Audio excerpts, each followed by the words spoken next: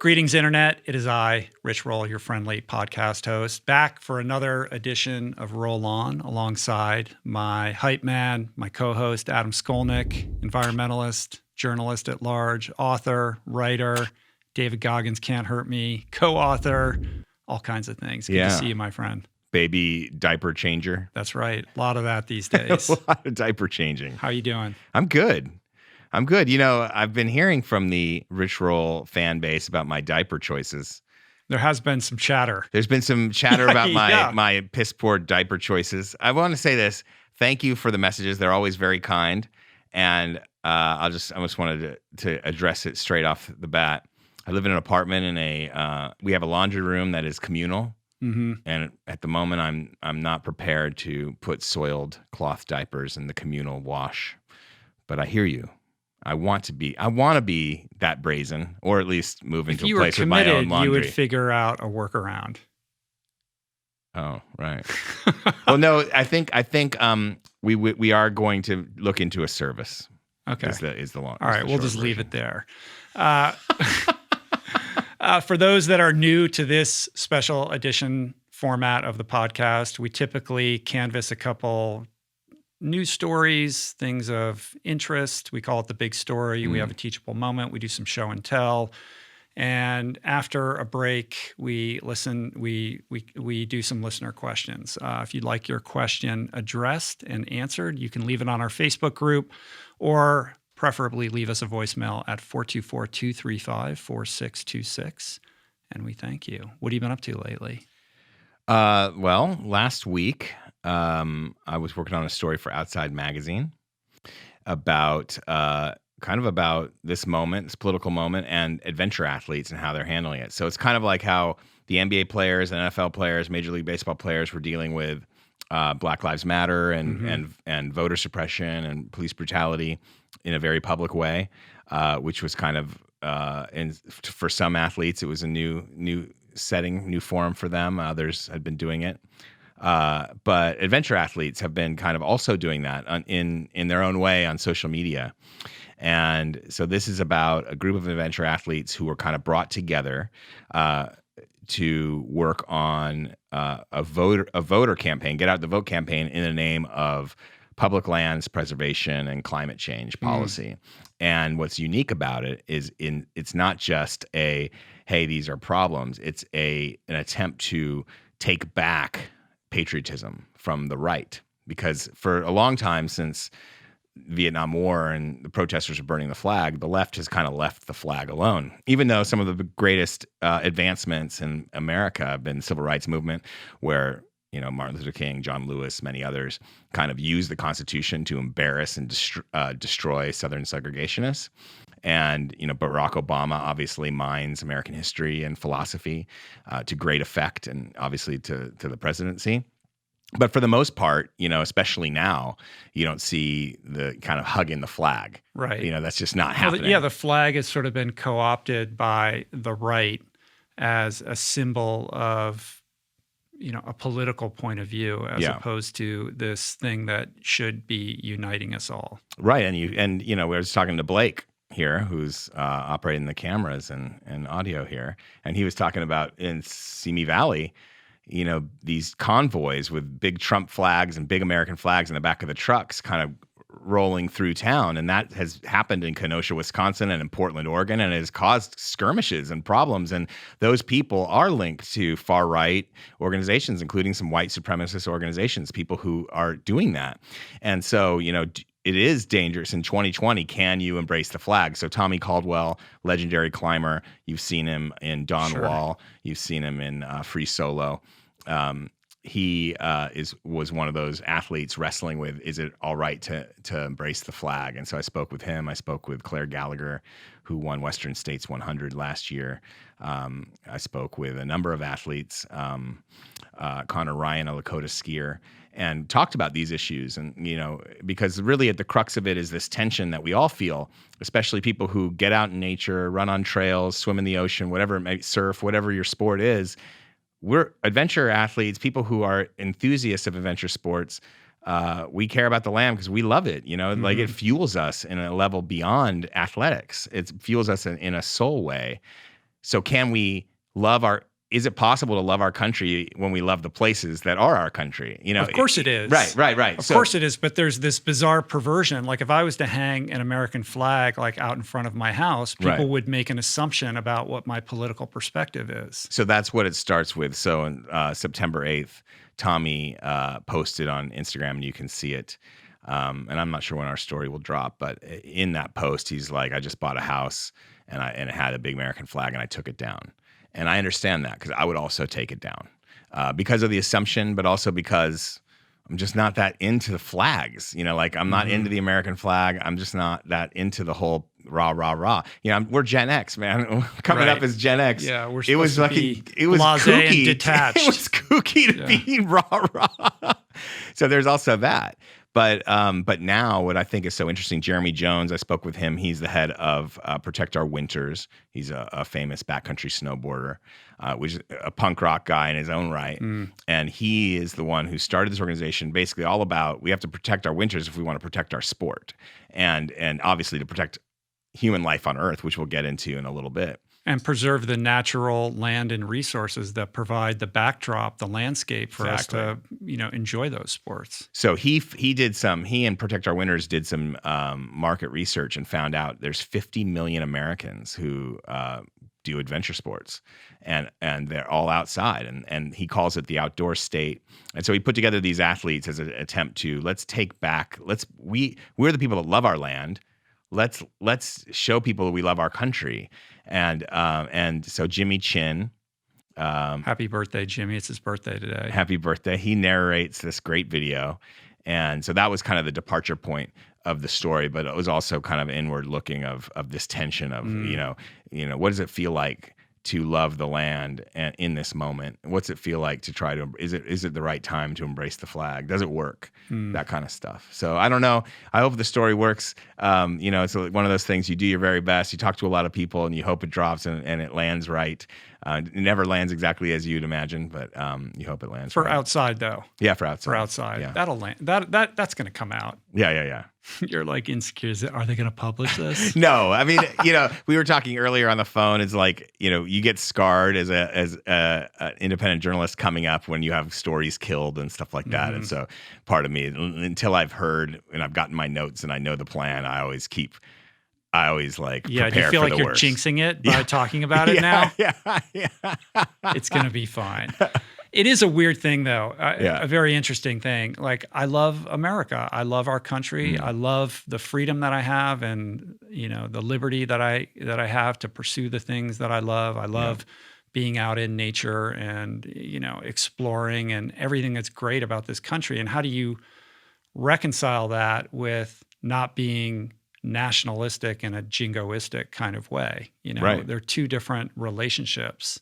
But we have to find our way back to some place of unity where we can celebrate our collective humanity and this place that we all share as a home. Yeah, and I don't say that explicitly, but that's the point.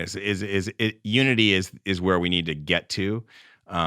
It's hard in this climate for a lot of reasons, and because mostly people are getting screamed at from the polls, not from the center. We don't have a uniter; we have a divider. Barack Obama was very much an attempt at a uniter. Unfortunately, there were a lot of people who just weren't going to listen to him. So this is an attempt for environmentalists, kind of this new era, this new wave of environmentalists who are trying to take back the flag and say, listen, if you love this country like you say you do, you better love the land because that's what the country is. So it's like that aspect. And then, of course, from an indigenous perspective, it's Indigenous Peoples Day today. I spoke to a couple Native athletes, and they had some really interesting takes on things and from their cultural perspective, and I really valued that too. What's also interesting is that environmental preservation was originally the purview of the Republican Party. Right. Well, just like they were the abolitionists too. Lincoln was a Republican. So it all flipped. Somewhere along the line. I know. So it all flipped.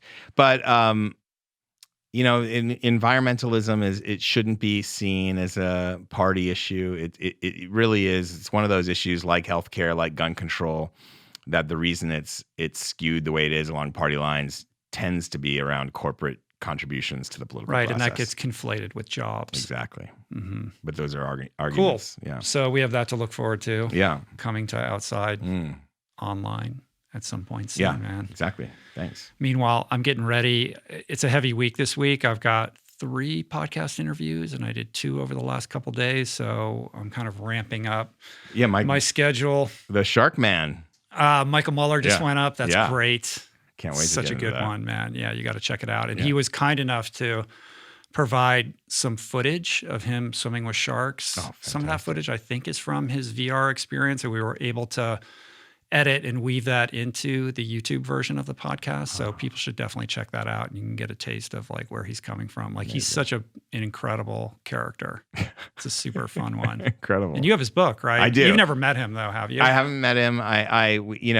Tashin, who does these great art books and photography books, you remember they had the pop-up store like on Beverly or something like that for a while. And I used to go, whenever they put up a new exhibit, I'd go in there. They had a great Hockney exhibit once. And then I was in there for some exhibit. And then I looked in the back. I'd missed the shark one. They might have done a book with him, but maybe not a big exhibit. I can't remember, but I saw that shark book in the back and I bought it. Yeah, it's so good. It's an incredible book. Yeah. I got Matthew McConaughey coming on the podcast tomorrow Woo. via Zoom. All right. Obviously, I would have preferred to do it in person, but we're in a pandemic, and I'm going to take what I can get when it comes to Wooderson. So I'm looking forward to that. Trying to wrap my head around like what it is that I want to talk to him about and ask him. Typically I have people on the podcast who, clearly are not as well known as someone like him. Right.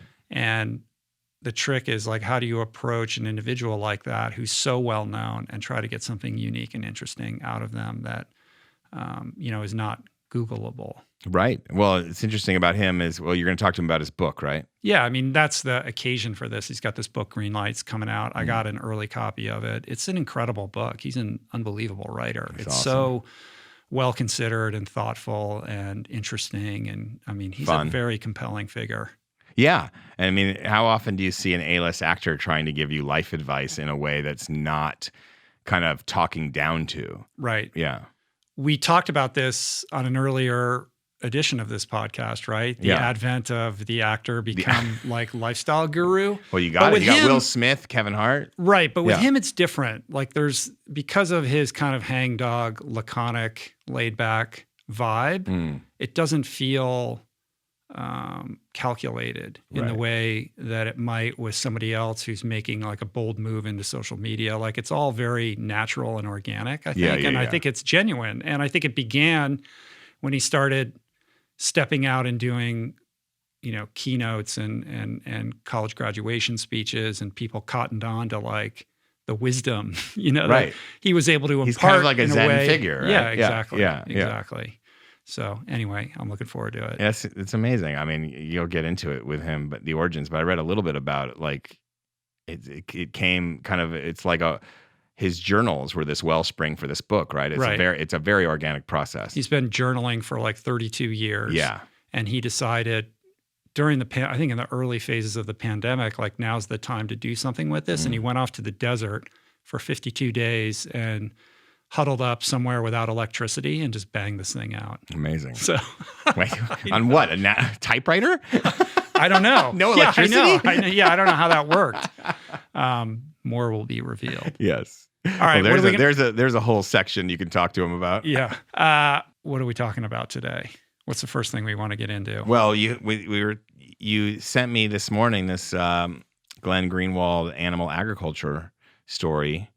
The Intercept did about new documents revealing how animal agriculture, the industry, is surveilling and punishing its critics. Right. So Glenn Greenwald did some investigative journalism, came out with this article on The Intercept, as well as a video interview. It's called New Documents Reveal How the Animal Agriculture Industry Surveils and Punishes Critics. Glenn Greenwald is a polarizing figure. I know that well. But one thing he's always been on top of is holding the animal agriculture industry to account for some of its sins. And that's essentially what he's doing here. And basically what he did was he got all these documents by virtue of a Freedom of Information request. And it revealed the extent to which this industry really is surveilling and also retaliating against industry critics and animal rights activists. And in the crosshairs of this particular controversy is this veterinarian in the Bay Area. Her name is Dr. Crystal Heath, who basically practices shelter medicine. She's affiliated with the Berkeley Humane Society and has been somewhat outspoken against certain practices that the industry has been engaged in over the course of the pandemic to reduce particularly pig populations. Like they're doing this horrible thing where it's called, what is it called? It's called ventilation shutdown. Yeah, ventilation shutdown, where essentially for all intents and purposes, they kind of turn the air conditioner off and they let these animals die a slow, painful death. Which is horrible, shut the windows down in order to depopulate, in the face of like the pandemic and declining demand. And as a result of that, they're monitoring her social media. They're engaged in these retaliatory Facebook campaigns to make her look like a crazy person. And this is all very concerning, but I think a glimpse or a window into the extent to which this industry is willing to go to protect its market share and marginalize anybody who speaks out against it. It's sort of another layer of what we see with the laws that prevent any kind of investigative journalism to transpire whatsoever, the Ag-gag laws. Yeah. I mean, it's nothing new, really. I mean, the Ag-gag laws have been around for a while. I was harassed. I did a story on CAFOs for Sierra Magazine in East North Carolina, which we've talked about. And I was with Waterkeeper, and we were kind of driving around the perimeter of some of these CAFO operations and checking them out, looking at the lagoons and their pig operations. Mm-hmm. And all of a sudden we got harassed, like the farmers came out with 2 trucks and started tailing us and through these narrow roads in North Carolina. I mean, it was crazy. It was like they were on our tailgate and harassing because, Waterkeeper comes around and monitors their stuff. And so this is nothing new, to be fair. Animal rights activists have been infiltrating farm operations for a long time and taking these pictures and publicizing this stuff. This is not new. At some point, Ag-gag laws came as a way to discourage that, and so they could criminally prosecute people who did that, which seems like a violation of free speech, and is a violation of free speech, but that has happened. But now, on the other end, you have people like Crystal Heath who are being harassed, and she seems to be strong. He mentions she's strong and she's got her career to a place where it's not going to impact her. But it could. Someone had put images of the ventilation shutdown, and that's how the FOIA request, and they started prosecuting those people. So on the one hand, people are getting prosecuted, and the Department of Agriculture is involved in that. On the other hand, these farmers and industry types are able to like unleash holy hell on people like Dr. Heath, and it's fair play. So I think the distinguishing factor here is the weaponization of social media to perpetrate what are essentially like ad hominem attacks on these individuals. Yeah. It's one thing to prosecute them, and we could talk about that. It's another thing to do, a character assassination funded by, a lobbying group that is shrouding those social media campaigns behind anonymous accounts, et cetera, to try to create viral moments that make people look bad for basically speaking up against something that is wrong and should be addressed. Right. You're tagged as an elitist because you think torturing pigs is wrong. You know what I mean? That's basically what's happening, right? Mm-hmm. Like people like her, you're an elitist, and worse, I think there was some misinformation about her that got into kind of fellow veterinarians were shouting her down or something like that, saying, right. Well, that's where the confusion comes in, because if these attack campaigns, are cast in a certain light, even a well-meaning or intelligent, colleague isn't going to understand the context of what's actually going on. Yeah. Which is a broader issue, addressed in The Social Dilemma about how social media is used for nefarious purposes. It's true. I would just, not to criticize Intercept. I think Intercept does some really good stories, but they don't pretend to be even-handed. And I'm not suggesting you should be even-handed, but there's like words like torture and things in his story which you wouldn't really write if you were writing it for, say, the New York Times. Right, but he makes no bones about his perspective on this. Yeah. He's that guy that likes to kind of be the pot stirrer, which is fine. But sometimes I have a problem with left-wing journalists doing that, because you have a winning argument, and when you add that extra spice, you overplay a hand, and it doesn't help you. Like, listen, for us to solve some of these bigger problems, sometimes less is more, because you don't have to outrage and inflame. You can also just present a winning argument, and sometimes that's more effective. And when you say things like torture, you're implying motive, like these farmers love torturing their animals. They probably don't look at it that way. Yeah. And so in that case, and I'm not making excuses for terrible practices. I'm against CAFOs and all of that. But as soon as you start using words like that, you are othering this whole group of people that you actually need to change this problem, solve this problem. Yeah, that was something that I spoke to Leah Garces about, who runs Mercy for Animals, like finding a way to communicate with the people that you perceive as your adversaries so that you can work together for change. And there's a very bold and strong argument for that, and she's made a lot of progress doing just that.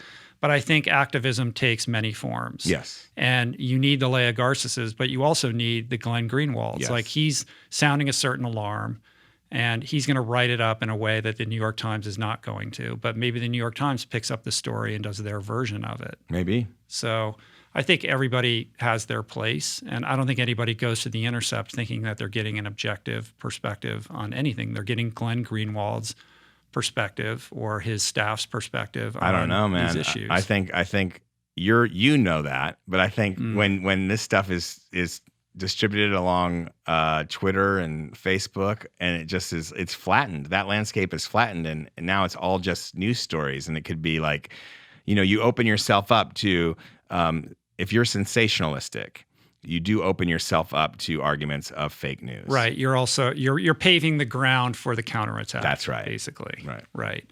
Well, everybody check that out in the meantime. I mean, for sure. Listen, it's worth reading. Ventilation shutdown, they call it VSD, to depopulate pigs. It sounds horrific. I can't believe that this is legal. And not only this is the first that I've heard of it. Well, all CAFOs have kill boxes. So like they stuff, and on bad days you can drive by. Like if there's a virus that comes through a CAFO, they'll kill all the piglets. And then they'll be stuffed in these kill boxes out front like it's a mailbox. So horrible. It's horrible. What was the reporting that you were doing on CAFOs? What was that about specifically? It was kind of a two-tiered. It was about how these CAFOs, how this one part of eastern North Carolina turned into the CAFO hotspot where China is outsourcing its pork production through Smithfield, which is the big slaughterhouse, and how these CAFO operations don't really benefit the farmer. But not only that, there's no sewage treatment, and they spray the fields with the poop, and they put it in lagoons. And then when it's during rains, those lagoons flood and destroy rivers and basically the ocean. And then and even when there's not rain, when they're just spraying these fields, the people that live around there, largely black, largely low income, get their houses sprayed with shit. Yeah. And they can't even go outside, even on hot summer days. Yeah. And so I talked to people in that community. Yeah, it becomes aerosolized, and you're breathing it wherever you go. And these farms tend to be in lower income areas. That's right. Where there's minority populations and populations of color that are economically deprived, and these people get sick. Yeah.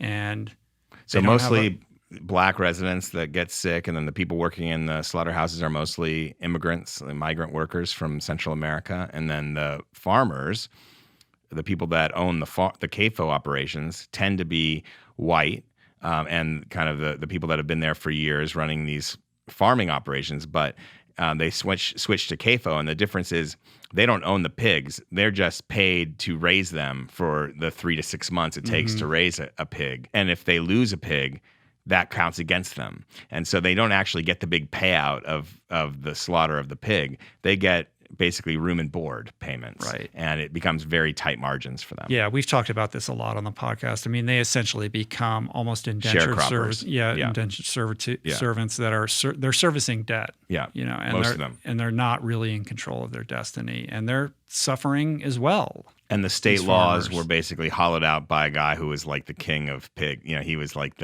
he became industry muscle man. And he passed these laws that basically made it legal to not treat this raw sewage. And there's a lot more pigs than people in this area. So it's like, you know, the humans have their sewage treated, but not the pigs. Yeah, this was explored in the documentary What the Health, and also in the upcoming documentary They're Trying to Kill Us, that John Lewis is behind, who's been on the show. It's just, you know, if you think about it, like they're literally spraying refuse into the air and you're breathing it. And he has interviews with people and they're in their house and they're like, our whole house smells like all the time. Yeah. You know, you can't get it out. And obviously it's in their lungs. Yep. Can't have cookouts, can't go outside in hot summer days. You know, you can't. Yeah. It's horrible. These are happening. This stuff's happening, you know, every day.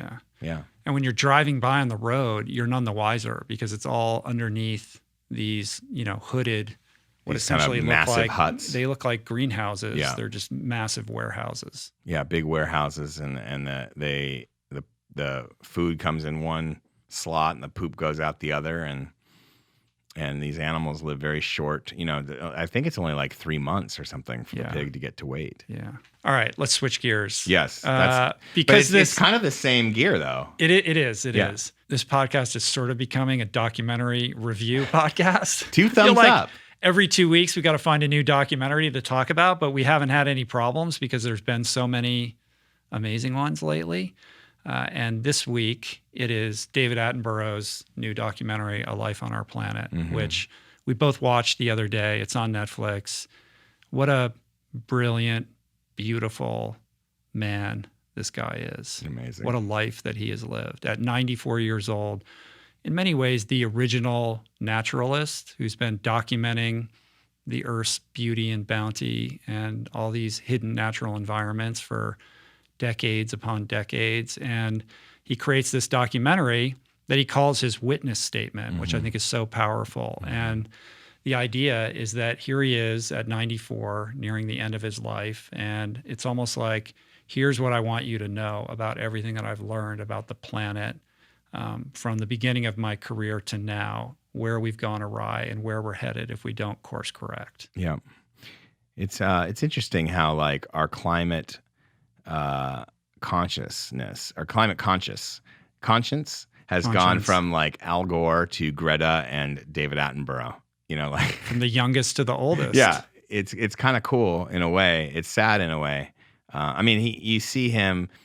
I didn't realize the kind of the breadth of his career because my interactions with David Attenborough is like through Blue Planet and Planet Earth and all that, and his, you know, silky tones tend to put me to sleep, to be quite honest with you. They're that good.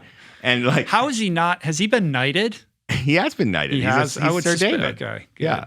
But he's been at this, since like the 50s, going to like kind of going to, you know, New Guinea and Papua and places like that for you know, maybe decades. the early 50s. Yeah. I mean, one of the things that's so striking about the documentary is he says he begins his career when air travel was brand new. That's right. And so he's one of the first people who's able to travel to these places and show people what's actually going on in these hidden pockets of the world that were previously, you know, unexplored or never before seen by most people. I mean, he's hanging out with gorillas, like arm in arm with gorillas. It's very Jane Goodall-esque, you know, in that regard.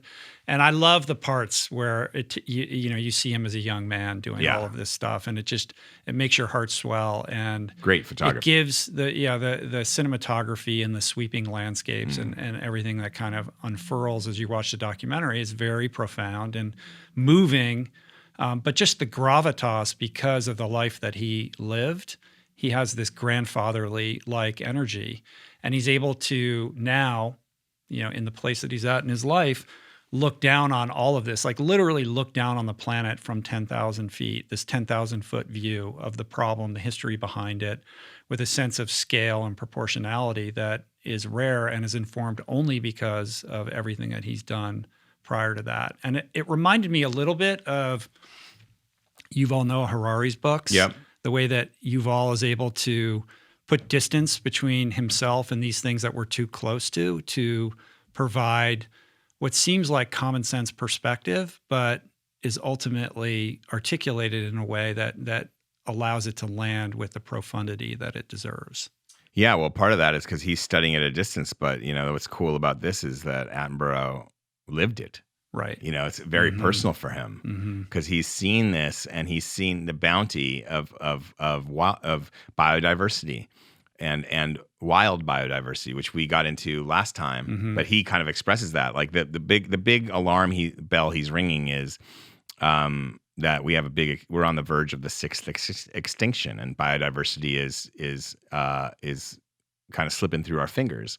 And if we don't make some big changes, part of it's driven by climate, and it's also driven by industrialization and the way that and more people on the planet and the way that we're developing the planet, the way we use it.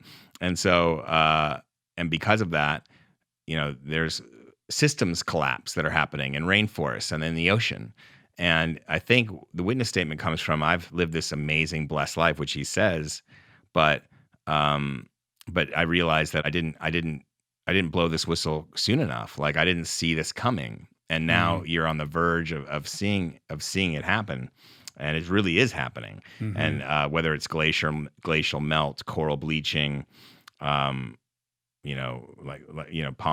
oil plantations. Right. The palm plantations. Yeah. The bleaching of the coral was amazing to watch that, him explain that. And on some level, we're kind of acclimated to these, alarmist environmentalist documentaries at this point. But I felt like this one went to an even darker, more dire place at the bottom of the second act. And I think it was buffered only because he's such a, kind of loving, beautiful, compassionate person.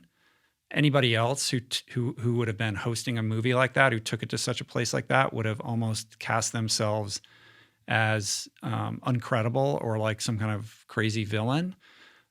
Because I found myself thinking, this is utterly hopeless. And then he kind of revives it and is able to stick the landing in a more hopeful place. But I don't know that I've seen another documentary, maybe Al Gore's it's been so long since I've seen that. But I mean, he doesn't mince words about how dire the situation is. Right. Well, so I think I don't have the percentages right in front of me. I have one of them, but not the other. But I think when he's born in the 30s, or I guess it would be the late 20s when he's born. Because he's 94 now. So late when he's born, it's something like 65% of the wild is still intact, and now it's 35%. The ticker that goes down, the graphic ticker. So now it's 35%. So the UN has launched it was supposed to launch this year a big campaign to protect biodiversity called 30 by 30. Protect 30% of the land and 30% of the ocean as protected areas. No human activity, no extractive activity, no oil and gas, no palm plantations, no commercial fishing, all of that. Because there's been studies done, protected areas and specifically marine protected areas actually make an area more climate resilient. And so these are both an opportunity to store more, draw down more carbon. Like you said, I think you're going to get into the drawdown aspect of this. But so it's an effort to do that. It's also an effort to protect biodiversity because biodiversity is what makes these things resilient. So you need to keep that biodiversity. Otherwise, the system collapses. So we don't want to get to systems collapse. That's what he's basically saying. So 30 by 30, if we can by 2030 create enough political will to protect more land, protect more areas of coastal areas, we have a chance to stave off the very worst of climate change. Right. And the solution that he articulates is really lifted right out of Drawdown, Paul Hawkins' book. And he basically canvasses the big things that we can do and that we're working to do to solve this problem. And what I liked is he was very plant-based diet favorable. Yeah. Much more so than Kiss the Ground. He's like, we need to adopt a plant-based diet, basically, is what he says for the most part. He's basically, he wants wild biodiversity, not like tame or cultivated biodiversity. Right. Yeah. Right. I mean, reforesting, rewilding, these are of the utmost priority to enhance the biodiversity of these dying ecosystems all over the world. Right. And rewilding is happening. That's what adding wolves to Yosemite was all about. That's what, there's people trying to put bison back in the Great Plains from Canada to Mexico. There's jaguar rewilding initiatives in South America and in Mexico. I mean, this stuff is happening. So that's the rewilding is kind of really starting to hit right now. So that's a good thing. Another thing that he talks about, and this is also from Drawdown, is that we need to raise the ceiling on the economic viability of impoverished nations and communities, because when communities are doing economically better, they're less likely to have as many children, right? So it's not really population control. It's just a fact that when nations are prosperous, they tend to not procreate as much. Right. Because they want more leisure time or whatever it is. And also educating women and girls is a big thing, part of it too, which is school. Also out of Drawdown. What I did not realize until we talked earlier is that in certain pockets of the internet, this has caused controversy. Yes, David Attenborough has been called an eco-fascist. Because I have a hard time trying to understand that. Yeah, I mean, who understands What does that mean? The accusation is that his take on overpopulation is the driver of climate change, which is what everything's reduced. The internet being reductionist. That's the argument they're making, is that David Attenborough is saying it's overpopulation that's driving climate change and driving systems collapse in nature, not industrialization or colonialism, which is, so by saying it's overpopulation, then the burden and the guilt goes to poor people in developing nations that aren't consuming as many resources. Of course, that's not at all what he's saying. Total mischaracterization of what he said. And that's what I was saying with The Intercept. I've seen this because I am progressive and I write and report on these issues that are important to me as often as I can. It's not the only thing I do, but I try to do it as often as I can. And every time I do a story like this, I see activists or other journalists or whoever it is making arguments that are overreaches. And when you overreach on an argument, you don't help. You actually cause an opening for people to doubt you. And so to mischaracterize David Attenborough and to try to trash him when he's like one of the more unifying figures you could ever come up with, right? Like everyone loves David Attenborough. Right. I mean, he was he like created an Instagram page, and in 48 hours he had 1 million people. I'm sure it's way more than that now. You ride everybody that horse. Loves this guy. Yeah, you ride that all the way. Yeah. You know what I mean? It's like we need unifying. So, and I think that's a crackpot theory. I don't want to give it too much fuel, but it's out there, and it just shows you how you can be offended by anything, including a fact that if you raise the standard of living and more people come out of poverty, they have less kids. It's a fact. You can examine any country that's ever had a growing middle class, and you'll find it. In America, you'll find it. In Japan, which is what he used, you'll find it. You'll find it in anywhere you look. Right. Yeah. Right. I mean, certainly, if we're being intellectually honest, there's too many people on the planet, and overpopulation is an issue. He never said that we need to mandate population control. No. He's just saying if people are more prosperous, they're not going to have as many kids. If every nuclear family has 2 kids, we stabilize the population. And it's also the way that he goes after CAFOs. He goes after the meat, like you said, plant-based is the way to go. It's a very, so it's not just too many people, but that is a problem. But it's also how we're feeding everybody, how we're getting our energy. Like I thought one solution, the fact that Morocco is getting 40% of their energy. Right, from I didn't solar. realize that. That was They have the biggest solar farm, right? Right. Yeah, Right. That was Why cool. can't we do that? Well, part of the problem is we actually subsidize oil and gas companies, and until Obama, we didn't do that for renewable energy companies, and we're starting to do that. Obama did do that, took some heat because he had a project that didn't do well in his early part of his presidency. But now, then there was this incentive from states and localities, and sometimes from the federal government to do that. So we need to have the incentives in the right place. But we also have to disincentivize things like oil and gas. We have to be prepared to pay a little bit more at the pump. Europe pays a lot more for gas than we do, typically, and because we're subsidizing, petrol. We need a Manhattan Project around renewable energy. It seems preposterous to me that with the technology that's available to us, that we haven't scaled solar. Solar globally. Scaling, it's some. I've been because I know people involved in the solar industry. My understanding is it's a battery issue. You can't store it, so it's also janky. Like, we've tried to figure out how to do it at our house and have made multiple attempts with multiple companies and have continually run into issues and roadblocks that have made it not cost effective for us to do it. I think the thing is to have there's a great project my friend Jason Cottle kind of launched up in Lancaster, where they basically saw he's a city manager up there, and they were managing the energy up there, and he's a Republican, the mayor up there at the time, I think it was Rex Tillerson, Republican, and they said, what if we turned city properties into solar farms? And they started doing it, and they started selling energy, and were competing with these big energy companies up there. I think it was Southern California Edison, which didn't like that. But pretty soon, people started buying their renewable energy from the city at a lower price. And now they're basically a renewable energy broker. And that's what they've become. They become their own utility. And so and that's a really smart solution, a very local solution.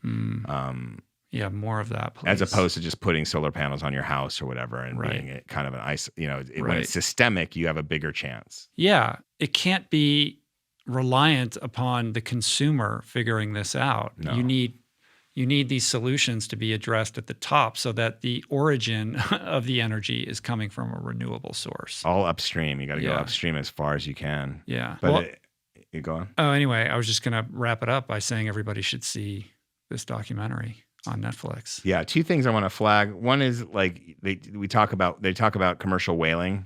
One thing I like to think of when we talk about can we fix it in the ocean, especially, you can really regenerate very quickly with marine protected areas and with laws. And whale numbers is a great example of what can happen when you stop doing a specific commercial activity.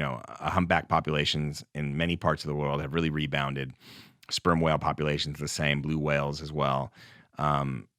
We can fix it, and the ocean is really powerful regenerative machine. And when you can enact these marine protected areas, they can really start to get the biodiversity back swirling in the ocean, and so that's very exciting. And so but we really need some strident regulatory protection there, and we need a global unified approach to it, because right now, fishing is by definition overfishing. Well, not necessarily, but there's a lot of overfished areas. Commercial fisheries, I think 35% are fished to their limit is the number. Because I've done a story on this as well. We can link to if you want to about overfishing. It was around poke and it was around tuna basically. And I think the number was 35%. He quoted is fished to the maximum capacity. But when it comes to tuna, it's something like 80% or something like that. Wow. I mean, even Hawaii imports tuna in when it's not in season around the islands. It never used to be that way. Yeah. Tuna and salmon are kind of the big fin fish that are either overfished or they're farmed in ways that are harmful. But there are people fixing those problems, and there is fair trade. So I know we're plant-based. We don't want to get into that, but there is a way of doing that. But looking at this documentary,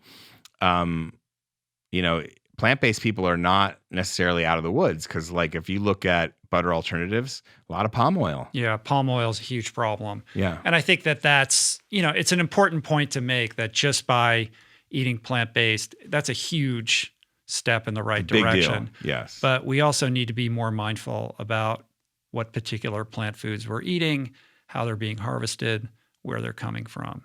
Because if we're doubling down on the palm oil, we're exacerbating a huge problem. And not just here, like Indonesia, I spent a lot of time there, and way back in the day, it was all coconut oil. It was, you could buy it locally, and now it's bimoli, this palm oil that everyone is eating, and obesity rates have gone up. And it's because palm oil is being made cheap in Borneo, and Borneo is the case study that he uses in this film. Right, and in order to cultivate these products, you have to basically shellac the rainforest and monocrop it. And that's the core of what Attenborough is getting at, which is the lack of biodiversity. When you do that, you just lose the ability to support, thousands, if not millions of species. Absolutely. And the downstream impact of that is catastrophic and leads us to this system collapse that he's speaking about. How about a little shout out to these lions of conservation and fire? David Attenborough, Jane Goodall, and Sylvia Earle. Goodall and Earle are in their 80s. It's like there's a longevity lesson in like having this purpose coupled with nature, right? Like something I think our friend Dan Buettner might speak to. Probably it's true. Like how old is Jane Goodall now? She's in her 80s, mid 80s, I think. Yeah. Did you see she has a documentary out? I know. I haven't seen that one very yet. Good. Soon to be reviewed on a future roll-on. Wait, I have to watch that again? Depending upon the Netflix release schedule, I suppose. I know. Yes, we watch a lot of television, folks. It is interesting. I mean, it's striking how vibrant and present and with it Attenborough is at 94. Yeah. Well, you mean when you see our two presidential candidates going head to head, it's striking. He looks to see. younger than those guys do. I know. Well, yeah, but Joe does look good in Aviators. Come on. He does. Did you see Jim Carrey impersonating him on Saturday Night Live? I did. But he does rock Aviators. I've never seen a guy like ever since Tom Cruise. The Corvette, the whole thing. Yes. Right. Well, with that, I guess we can pivot to a little bit of election-related news. We're about 20 days away right now. 20 days out. 20 days out, man. Unbelievable. Oh, God. It's crazy, right? I want it to be over. It's not going to be over. Even when it's over, it's not going to be over. No. Go on. I don't want to even get into that guy's name. But the specific thing that I think would be interesting to talk about here is the content moderation wars that are going on right now as we enter this, very last phase before everybody casts their ballot. And it's relevant to the discourse that we had about the social dilemma and the weaponization of social media.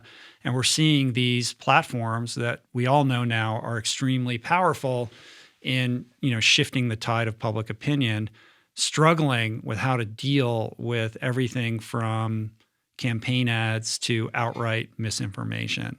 Twitter's sort of leading the cause, yes. I think. Yeah, definitely. New York Times has an article that came out the other day, Twitter turning off some features. Maybe you can speak about that a little bit.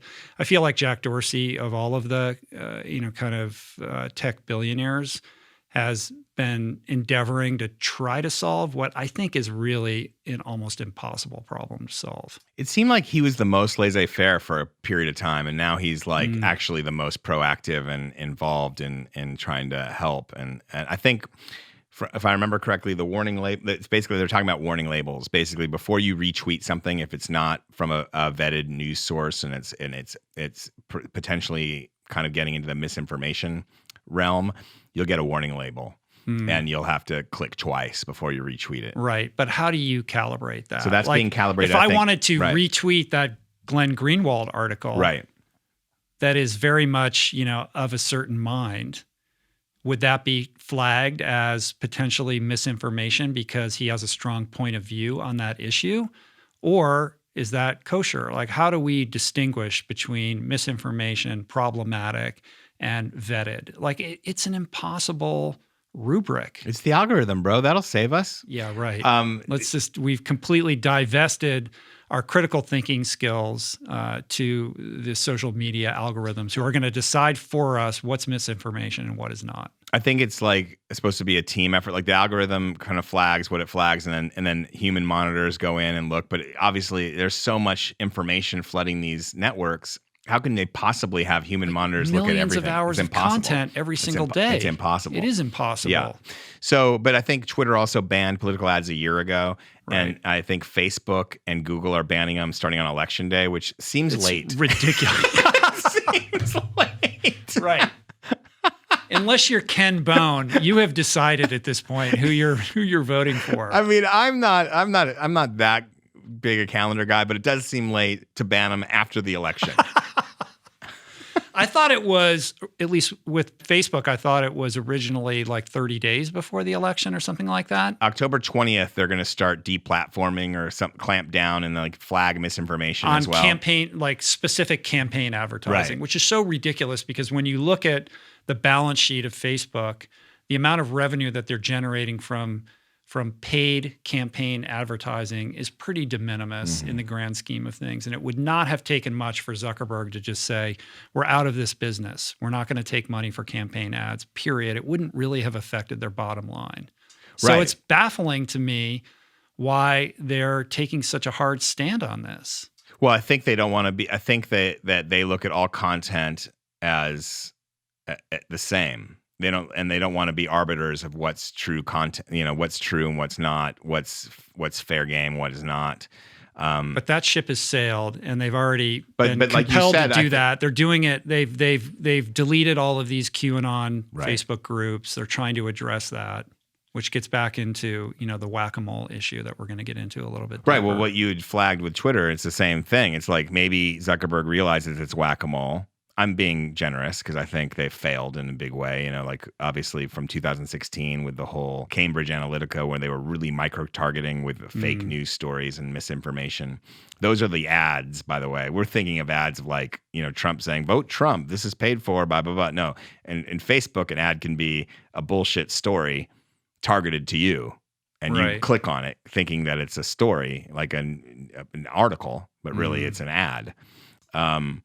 So that's the kind of stuff they're attempting basically to not be a part of any sort of campaign to subvert the results of the election. That's why they're banning it starting on election day. Google's the same way. But these campaigns have been going on for years at this point. They're already saying, Donald Trump Jr. on Facebook wrote saying, we need armies of people monitoring these elections, like self-appointed election monitors. Well, and there was that thing with Charlie Kirk also, where he was behind like a bot farm that was of young people who were supposed to be, behind, pushing out all kinds of campaign-related stuff around Trump.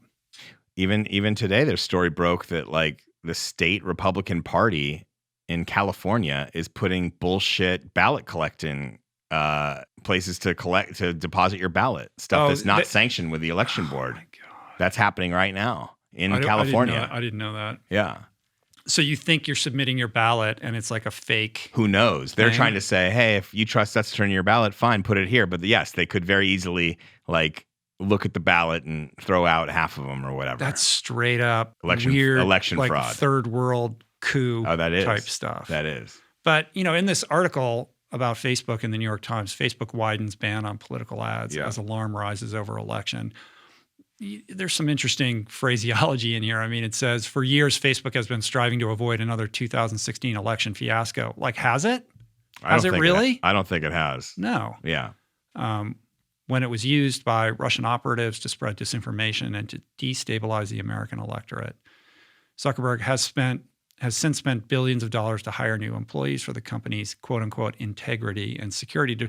Like they're spending more now in this, whatever this is, than the money they're probably raking in from the campaign ads themselves. So it's two different things. It's the campaign ads, and then it's also all the other kind of shenanigans that go on social media. And it's not just campaign ads. They've taken down, 150,000 QAnon accounts or some crazy thing, or posts or something like that. Right. They're trying to get a handle on QAnon, but that ship has sailed. Right. Well, Wired just came out with an article also on this. A Facebook ban won't stop QAnon. I mean, Kevin Roose was reporting on this, and he was seemingly striking a kind of optimistic tone, at least as of like a week ago or so, thinking this was actually progress because all those groups disappeared, and the level of like chatter, which he pays attention to closely, around the kind of QAnon type stuff had seemed to diminish somewhat. So he's in favor of the Facebook taking him down. Yeah. Yeah. Yeah. I mean, he's heralding it as a step in the right direction. I don't know that it's ultimately going to solve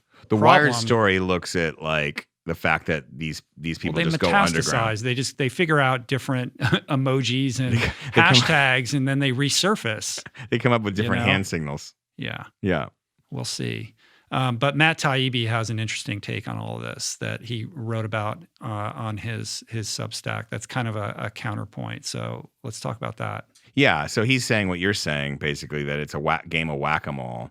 Matt Taibbi, for those who don't know, is a great journalist with Rolling Stone, or he used to be with Rolling Stone. I don't know if he still writes for them, but he's now got his own thing through Substack. It's an email you can sign up for. You should start a Substack. Me? Yeah. I'm not sure I have the Taibbi following, but maybe after a few more of these But it's a episodes. pretty cool platform, Yeah. and you're seeing all these journalists now who are leaving traditional media and basically starting their own little fiefdoms. They are. So they tend to have big followings. I think I'd need to, flex out, maybe buy some followers. Casey Newton just did it, who's like a tech reporter. Yeah. More and more people are doing it. This could be your thing. This could be my thing. I thought coming on the Rich Roll podcast was my thing. This is part of your thing. This is how you're building the tribe that's all going to migrate to your Substack. You didn't hear that I was going to buy followers?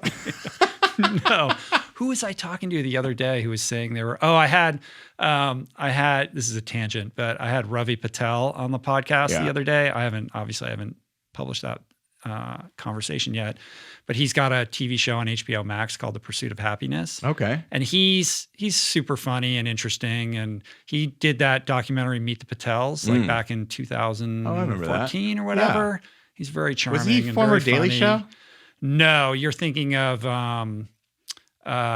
he's worked with that guy. What's his name? I'm thinking Aziz, but it's not Aziz. It's I'll think of it in a minute. But anyway, it's a pretty cool, sort of travel show in the vein of Bourdain, where he goes to kind of answer these questions, and it's super interesting. But he's never been a social media person, and his social media was always kind of private. But then with the show coming out, he was like, I should open these accounts up and make them public facing, but he doesn't have a huge following. So he told me he was going to buy followers. And I was like, this is a bad idea, man. Don't do that. Maybe I can go in with him on followers. Yeah, you guys can pool your resources. By the way, I would never buy followers. Come on. I wouldn't do that. I can't afford that. All right. But back to Taibbi here.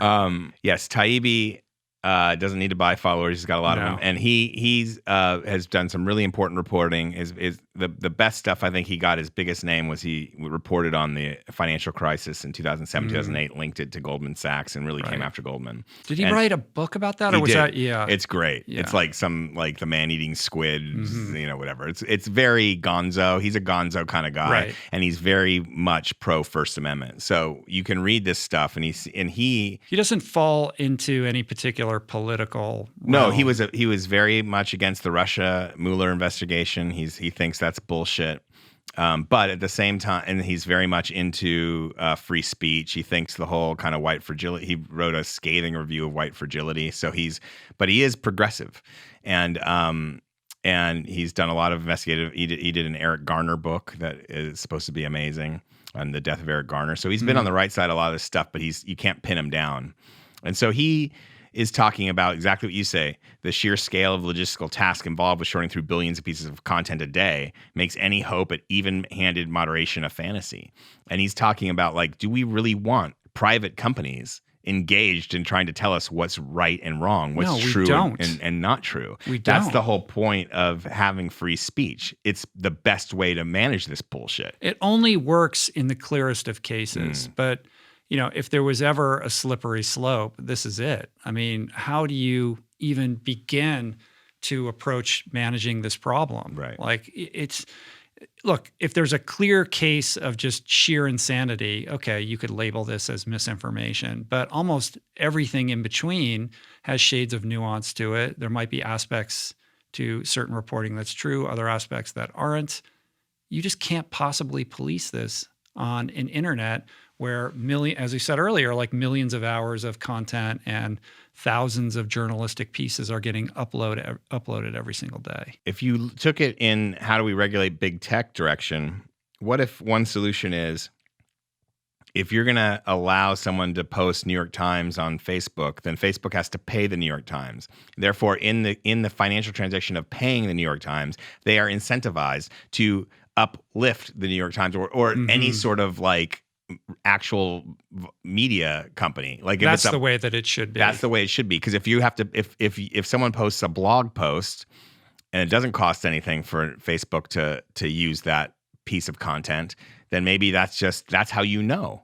Right. You know, one is a professional media company and one is not. And if you have to pay for that blog post, then fine. Right. But like, you know, maybe what we need to do is stop allowing Google and Facebook and Twitter to be these distribution systems of real stories. Where the publishers are paying the platforms to amplify their stories and their content.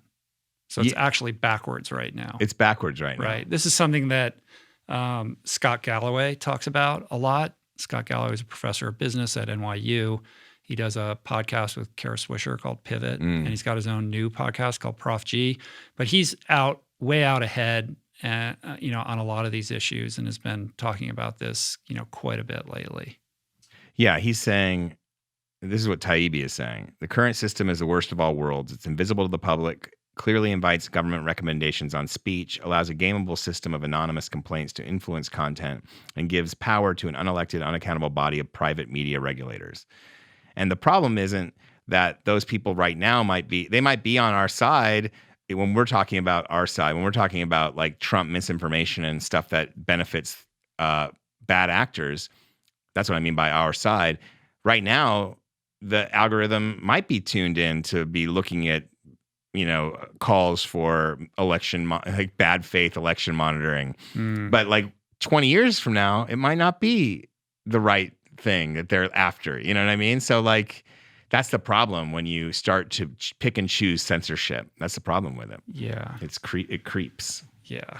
I don't purport to have a solution to it other than to know that this is a huge problem right now. And it's not in service to our humanity or our unity as a population or as a country. And these things have huge real world ramifications on behavior. Do you feel like we're living in a petri dish right now? Yeah. We've been foisted upon us are these incredibly powerful social media platforms. And without any experimentation or research, we're just consuming them and using them in this grand experiment that we're already realizing is really not healthy for any of us. No. And again, back to the social dilemma. I mean, this is the dilemma that these tech creators are ruminating over right now. This idea that they set out to make the world better or to solve problems, and have also, created problems they couldn't have foreseen. That's it. It's like, the unintended consequences of good intentions. That's the story of. I think it's also important to remember that there's some ridiculously low percentage of the population on Twitter. We tend to think of Twitter as a proxy for kind of taking the pulse of where people are at on certain issues. But I think it's something like 2% of Americans are on Twitter. But Facebook, it's like 1 billion people are on Facebook or more, That's true. Right? Yeah, Facebook is like a big one. But how many people are the outspoken, loud voices on issues, and how many people are just sharing photos of their family? No, I think what Kevin Roos's stuff is showing us is that the people that you think are just sharing photos of their family, they're sharing QAnon posts. I'm not even kidding. Like, can we just talk about QAnon just for one more second? There was a good story. I'm always available to talk about QAnon. Germany is becoming the next QAnon hotbed.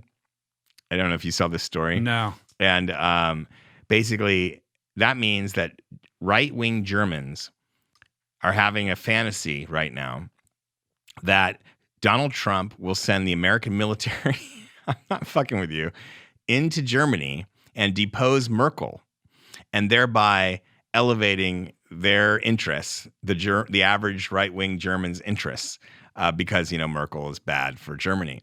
So that means people who like Hitler are rooting for the Allies to take over Germany 2020. Oh my God. So as a Jew, I can make a Hitler joke. So this is real. This was inferred from some Q drop, some cryptic Q drop. You got to read. It's a great story. There've been the same reporter who's been kind of reporting on East German extremism and just German extremism, who broke the story about how special forces and police departments have been infiltrated by right-wing neo-Nazi types in Germany.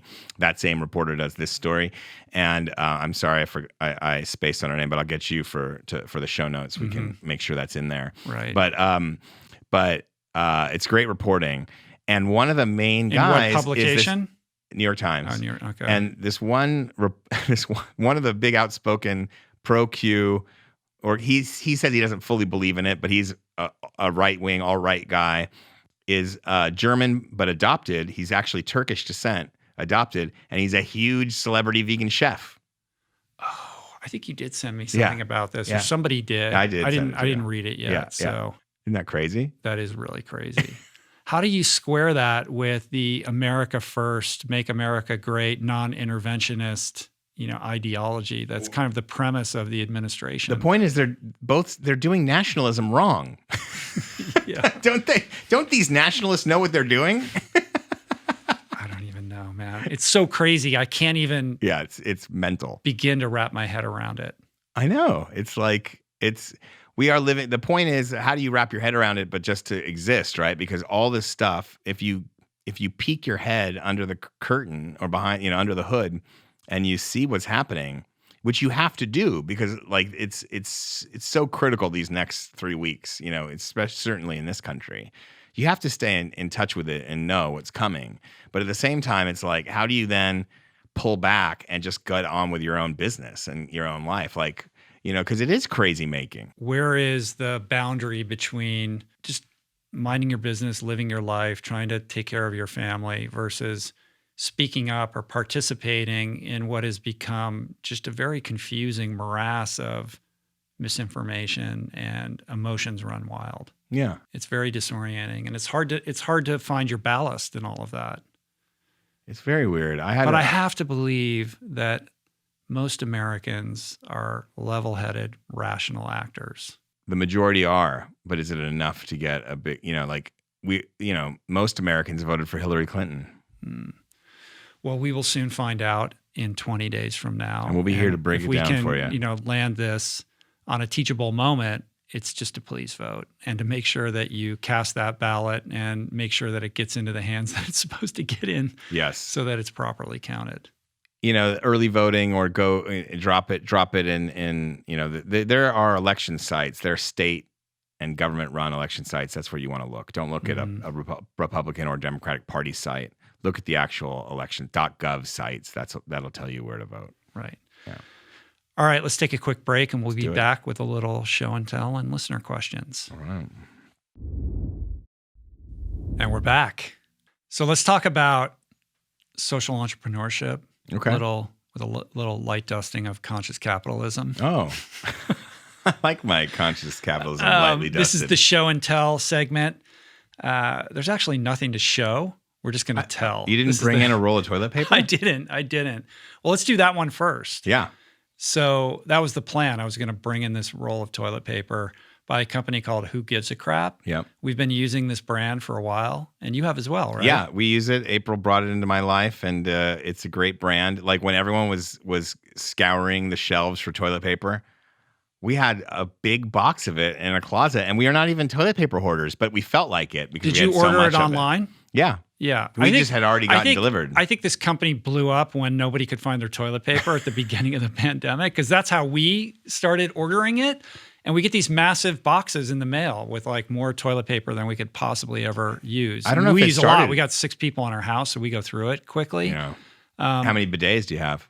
We have no bidets. We have 2 bidets. Do you? 2 people, 3 people now, 2 bidets. Did you install those, or did the apartment come with bidets? No. It's one of those Tushy, it's called. Right. T-U-S-H-Y. Yeah. And I self-installed. I think that company is sponsoring podcasts. I've heard spots for them. Yeah. To get your Tushy now. It's you like can Regeneron. You can do.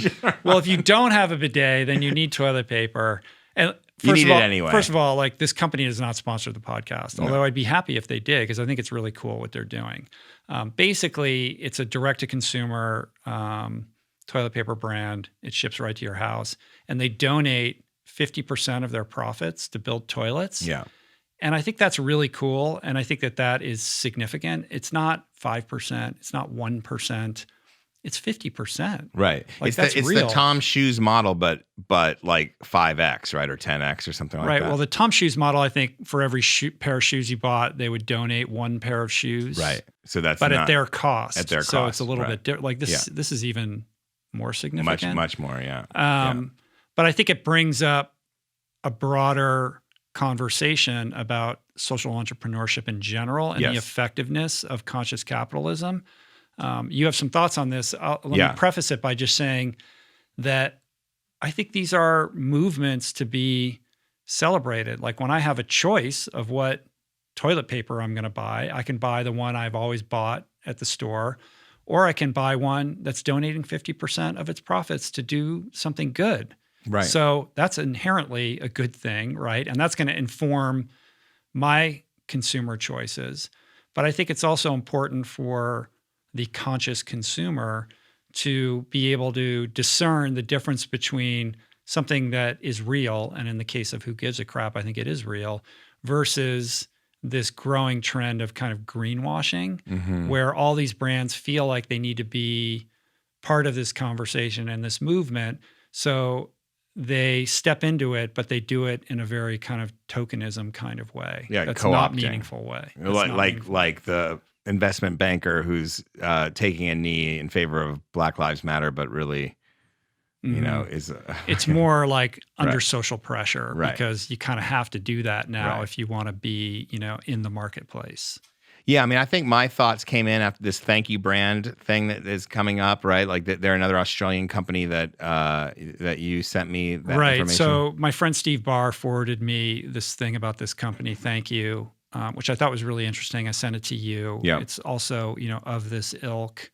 I'm still not quite sure what it is that they do. They do like a more affordable Aesop kind of product, like beauty products or healthy kind of health and beauty products like lotions and things. And I think they made 10 million, according to this video I saw, they had a $10 million windfall from hand sanitizer during the pandemic. And then, but their whole thing is, thank you. Like, you give us money, we're going to pay it forward, and we're going to fund, hunger projects in developing nations. And so if you watch the video, it's Africa, Southeast Asia. They're doing these,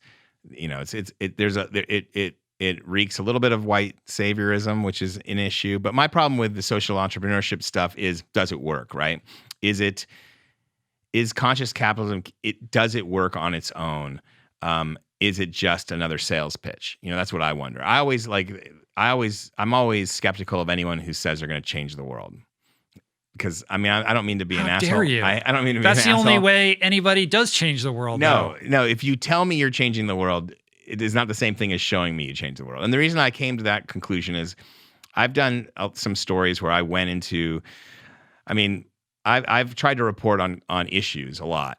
And the biggest impact I've ever made isn't from some issue story like the CAFO story we talked about, or an overfishing story, or, story about displaced people's camps in Burma. It's like when I did a Lonely Planet book in Thailand and reported on this small family's pad Thai stand that nobody really knew about except for the Thai people in the area, and put it in Lonely Planet. And then when I came back 3 years later, it's like a huge restaurant and they're killing it. And there's something about like the most effective change has to work. It can't just be we're doing this thing. The reason Who Gives a Crap works isn't because of the latrines at all. It's because they deliver the toilet paper to you. There's no plastic wrapped around it. It works on so many levels. One level is the consciousness level. Well, that has to come first. The product has to be good and it has to function. And it can't be in plastic. It's got to be better in a lot of ways. It's got to solve multiple problems, not just one. And so it has to work. So I don't have a problem with social entrepreneurship. I just don't think because you tell me you're doing X, Y, Z, I believe you. Yeah, but I do think that in this age that we find ourselves in, that if you're starting a company, there has to be a social entrepreneurship aspect to it in order to be competitive, particularly if you're trying to appeal to anyone who's millennial or younger. And I think that's a good thing. It is good, but then I just think, not all of it is going to be effective, but to the extent that companies are thinking about this and at least endeavoring in good faith to try to make some kind of impact, isn't that something that we should be celebrating? It is, but Google used to say "Don't be evil" was their motto, and look what happened. I mean, like when you do that, basically you're absolving the government from putting into a social safety net that actually works. You're absolving the public institutions from doing their job. Can't we do both, though? We live in a capitalist society, so Right. can we not, marshal the levers of capitalism to do what capitalism does best, which is to move consumer habits and markets into a position where they can make a positive impact? I would love that, but what's Mrs. Jobs, Steve Jobs' wife's? Oh, I forget her first name. Yeah, but yeah. I know who you mean. She bought The Atlantic. She bought, her foundation bought California Sunday, some other really good niche publications. And just this week, they had to fire people because at some point, the angel business, the angel, wealthy entrepreneur or benefactor, that kind of stuff doesn't always work. And so then what happens when it doesn't work or people lose interest? You prevent the government from performing the function that it should be performing. I mean, a perfect example would be PPE, right? Like at the beginning of the pandemic, and we didn't have that. Right. It was the billionaires that came in and had to fill in that gap. Which is good. In wartime, to have the government come in and say, look, we need this and this from you. I'm all for that. I'm not saying business doesn't play a role, and I'm not saying it's bad to, be keen on social entrepreneurship. I think it's great. I just think that, you don't want to get to the point where we're relying on businesses to do that because it's the same problem with relying on big tech to regulate itself. It's like you're asking private companies to do these things when in reality there should be latrines where we love Who Gives a Crap, but there should be latrines in these places because there are people there. Right, but the thing is there aren't. I know. Right?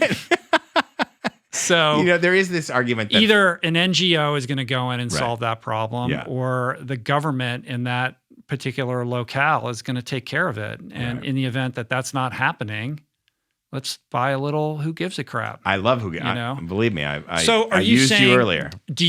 Are you a believer in the idea of conscious capitalism at all, or do you find that to be? I am. I think what we need really I'm kind of just going off the cuff here. I have not looked into it. I'm sure there is some really good research into the benefits of social entrepreneurship and conscious capitalism. I think there is because there definitely is a lot of academic studies on does foreign aid work, and it doesn't always come back positive on foreign aid. And so this is kind of a neighbor to foreign aid. It's like foreign aid adjacent. It's not big foundations or foreign governments bringing in boatloads of money, but it is a smaller scale version of that. And what does that do to the places that you're helping long term? And these are situations where we're not going to be able to audit, where the money's going, how effectively it's being used. I mean, I could tell you, I'm no expert on conscious capitalism, but I've got a little bit of experience with it. And I was a speaker at John Mackey's Conscious Capitalism Conference, and John Mackey, the CEO, founder of Whole Foods, he wrote the book on this. He's a big believer in it. He's got some interesting, political ideas as well. But I was able to spend a weekend at this conference and meet a lot of these business owners, CEOs, et cetera, who are involved in this movement. And I left that experience feeling better than when I arrived, that people are thinking about this and trying to use capitalist forces to solve problems that are currently not being addressed or are underserved or not adequately being solved. Yeah. And I'm all for this idea. I think one of the biggest problems we have is that we have a market capitalistic structure which incentivizes big companies that own lots of smaller companies to bleed every last dollar of profit out of a product. So we're spending $150 on shoes that cost $20 to make and ship. I would like a much kinder economy that makes it easier to live. I would love that. We don't have that. And it's nice when social entrepreneurship comes up. It would be great if every company thought about, what's better for society? Like, should we maximize our profit here? Can we afford to not to here? I would love that. There's just no way to make it uniform. But I am in favor of it.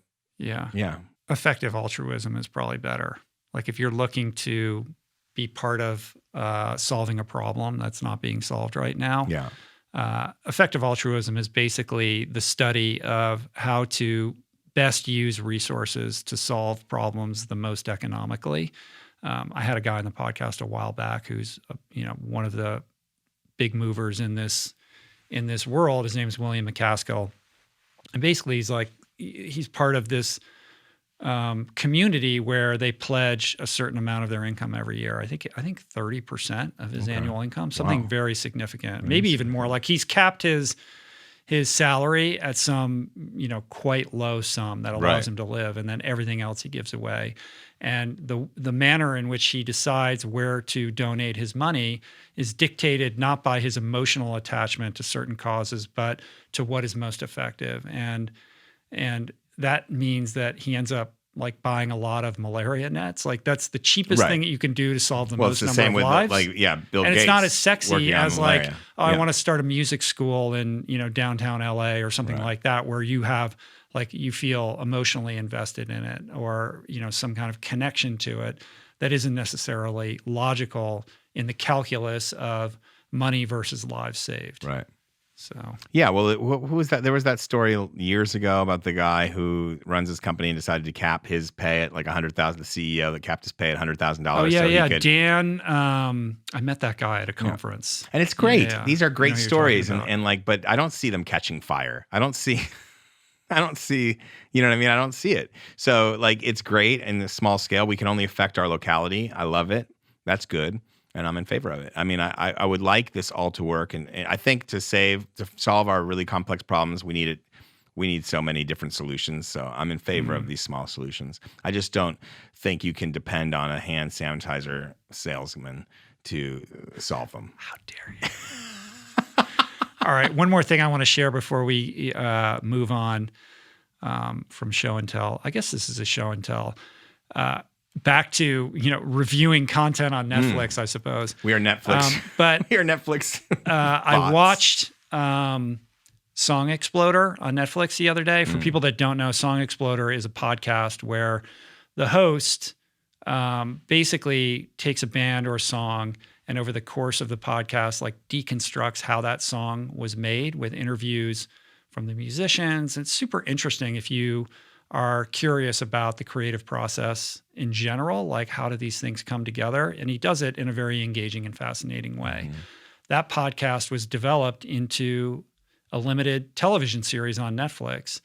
And I think what's interesting about it and significant is that we're in this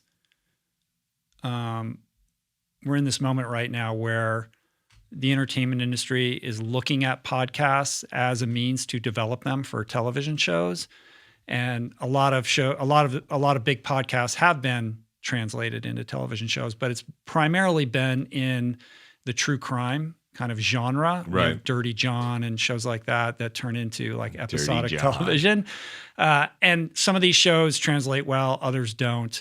But I think Song Exploder is probably the best example of a podcast turned into a TV show. It's wonderfully, beautifully, exquisitely executed with amazing cinematography and really compelling interviews. So I only watched 2 episodes. I watched the one with REM, and I'm biased because REM is my favorite band. But they deconstruct the song Losing My Religion with interviews with all the band members.